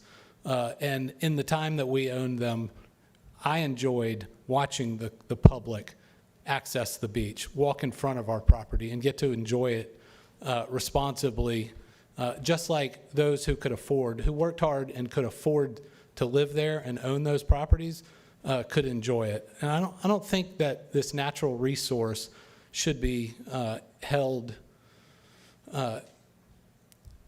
privately. I think it's public. I think because we've allowed it in the past, and I'm no lawyer, I haven't read the law on this issue, and so I don't even really want to speak to it. But I know when we owned the property, I was able to use it, because one of our properties was on the north side of the island, and so the only way I could access it was to go through the properties, and we were able to enjoy it without question, without anyone else saying anything. And when we owned property on the south side, face on the Gulf front, people enjoyed that property in front of us, and I enjoyed watching them share that with us. And so I think it's, I appreciate Commissioner Berry for making the motion to just collect data on this and move this conversation forward. Because like Commissioner May said, we keep bringing this up, we keep talking about it, but nothing happens. We're just going to continue to do that, and you're going to continue to have 50, 60 people on both sides of this conversation come back to this dais, continue to sign up, and keep talking. So as commissioners, thank you for taking this opportunity to take action on this item, one way or the other. I'm in support of customary use. Thank you. Thank you. Paul Sharplin. Lori Newman, did you want to waive in support? Yeah, I waive in support. Thank you. Gary Holt, waive in support. Thank you. Justin Gills, you're waiving in support. Thank you. All right. Yeah, I wanted to speak on the public use. I'm in support of them having public access, but I go back and think about the Native Americans. They sure were denied their public access the way we butchered them, we moved them around, and they don't have access. They're told where to stay. They were almost eliminated, and they were here first, and that bothers me. The way we done the Indians, we can never make up for what we done to this country, forcing them because they weren't Christians to their thing. You're going to go here, we're going to put you in little reservations, and not like one commissioner here is already complaining about Miss Pino because she's got the bayou. He thinks she has no business being involved in this. And that's sad, but you know, just like back home in Mississippi, they're making the farmers give the river access on both sides of the river because it's on their farmlands, because people like to go in and fish and bank hook, and just because you've got a river on your property, you can't stop the public from accessing it. And that's a good thing. They're not hurting anything. There's not many people who fish like that anymore, but they're being told by farmers, we don't want you on your property as private. No, the river, the farmer don't own the river. It's for the public use. Thank you for your time, ma'am. Okay. Let's see, Keith Hall, waving in support. Keith, are you out there? Okay. Kristen Lurch, waving in support. Thank you. Diane Cromell. And after Diane, we have Kevin Wade. Commissioner Stroberger, I'd like for you to look up some public records. And at the time I owned those condos in the early 80s, I was married Richard A. Purvis and Diane M. Purvis. I got divorced in 87. You're not going to use my time, sir. You're not going to use my time. I don't need you to lecture me on that. You are not going to use my time. Who owned it and who didn't own it. You are not using my time. And you can go look it up. And then I've got divorced. I owned those condos until 2004. So I appreciate you not taking my time. So I'm going to ask for a little bit more. And I just want to say, and I had other things I was going to talk about, but I want to take a moment to talk about what's happening in Walton County right now, because the numbers are telling a story we can't ignore. In January of 2025, tourism development tax collections dropped significantly, over 10% in South Walton, thank you, and nearly 29% in North Walton compared to the year before. That's not just a statistic. That's fewer visitors, fewer bookings, and less money flowing into our local economy. A big part of this decline is being linked to beach access issues. For many visitors, easy access to the beach isn't a luxury, it's the reason they come here in the first place. When that access becomes uncertain or restricted, it changes how people choose where they want to vacation.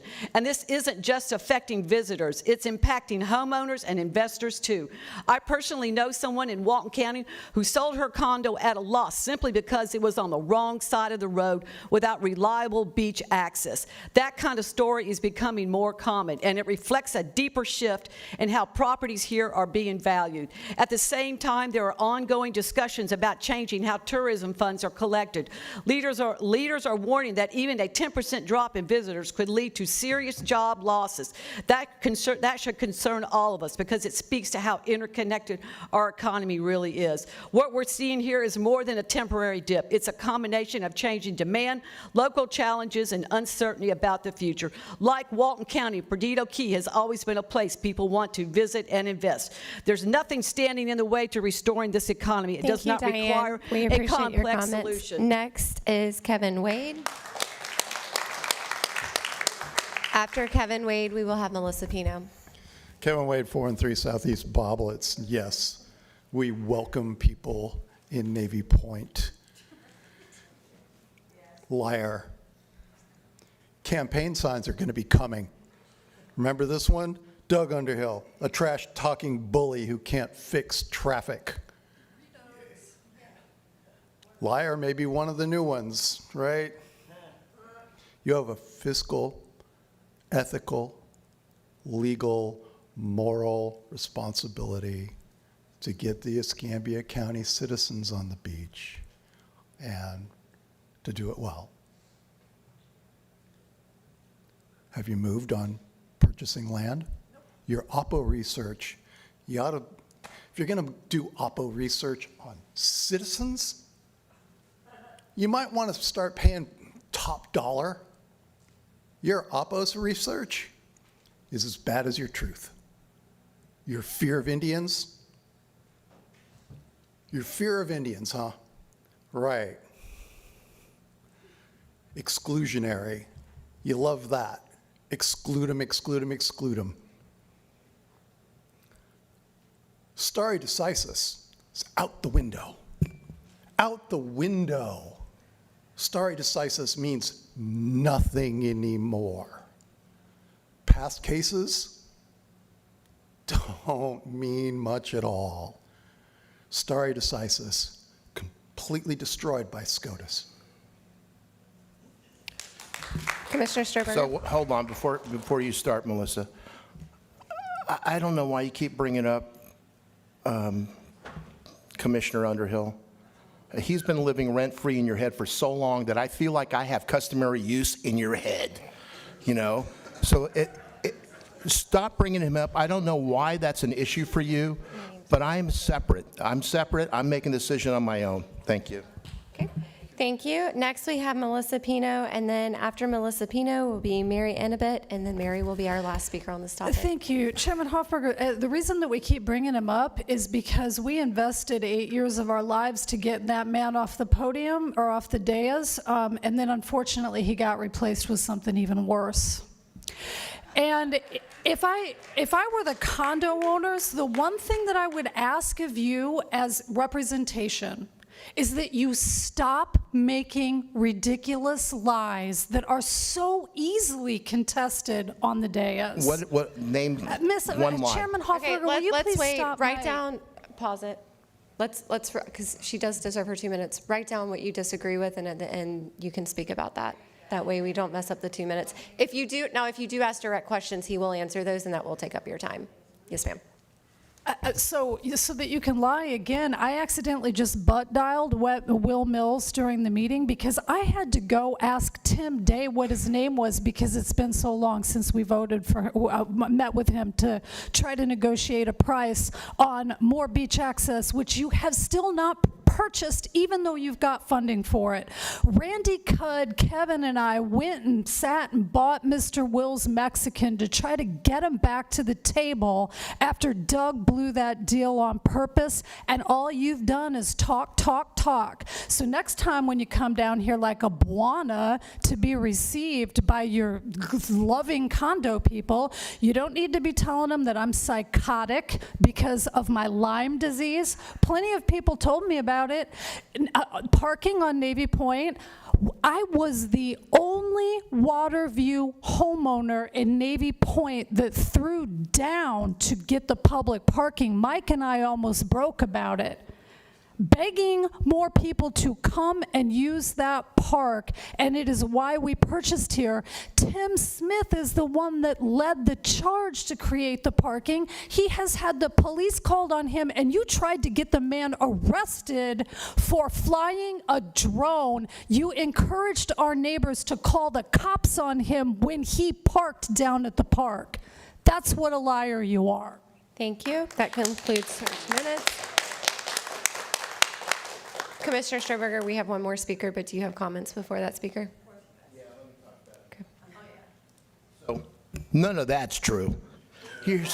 So let me tell you this. Let me tell you this about me. If you don't know who I am, close your mouth. Something's going to fly in your mouth. Hold on.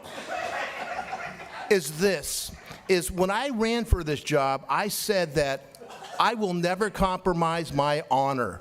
I'll never dishonor my wife, my family. I do not lie. I have never said you were psychotic, though you may be. I never tried to get Tim Smith arrested, and I never told the neighbors to call the cops. I never did those things. I don't know where you get this information, but it's baloney. I don't do those things. I haven't taken a red cent from, well, I'm lying now. I'm lying now. I took $750 from two people that live on the beach. That's it. You said that I'm basically in their pocket. It's not true. I am not. You guys have no idea. I'm self-funded. I'm an independent up here. I'm the one who can vote on. I don't even think Mike Kohler should be able to vote on customary use, because I think you were at his fundraiser, and so was Kevin, and so was Sava was there. I'd heard a report that Sava, you said you weren't going to donate to his campaign. I'm talking now that you weren't going to donate to his campaign if he didn't put this on the agenda today. Did you donate to his campaign, Sava? Okay, so we're going to move on to our last speaker. So here's my last thing I want to say about that.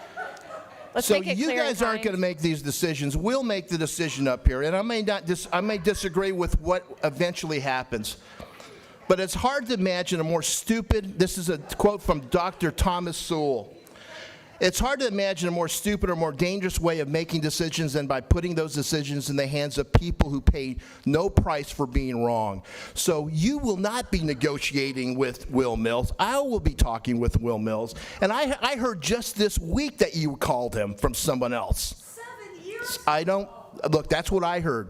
I'm not lying about anything. I'm not sure that's relevant to the So conversation. it's not important except for if I'm going to be discussing with somebody about beach access, and you're going to hurt our idea of creating more public access by telling him not to, because now he doesn't want to sell, I think we got a problem. Okay, thank you. Where is Miss Mary? Are you here? Mary, I'm so excited to see you. You'll go on and step forward. Thank you.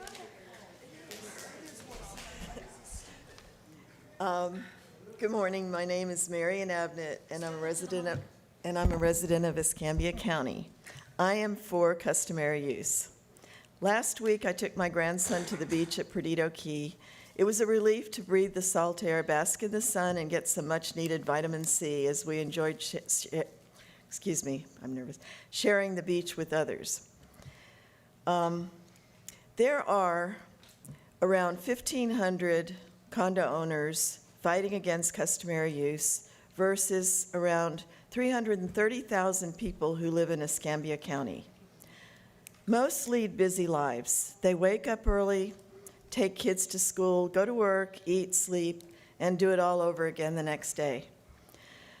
When the weekend rolls around, they're exhausted and depleted, so they may take the kids in the car and drive to the beach. Kids play in the sand and water, families relax and rejuvenate. The proximity and access to the beach is why most live and pay taxes here. Tourists spend thousands of dollars to get here, stay in hotels, and support local businesses throughout Escambia County, mainly for one reason: the ability to access and enjoy our beautiful God-given white sand beach. There's a biblical warning against building on sand. Perhaps the concern wasn't for the integrity of construction. Maybe it was intended that the beach not be blocking off the beach by buildings, but be shared by the little kid with the sand shovel. Hopefully 50 years from now, people will look back with gratitude and see this is a pivotal moment in time when the beach was preserved for posterity. Those who preserve the beach for future generations will be remembered as having vision and foresight for the future of our great community of Escambia County. Thank you so much. Your time is completed. We appreciate it. Are there any announcements from the board? Together. Thank you. Are there any announcements from the board? No. Our next meeting is in about 2 weeks, and we will see you then. Thank you all.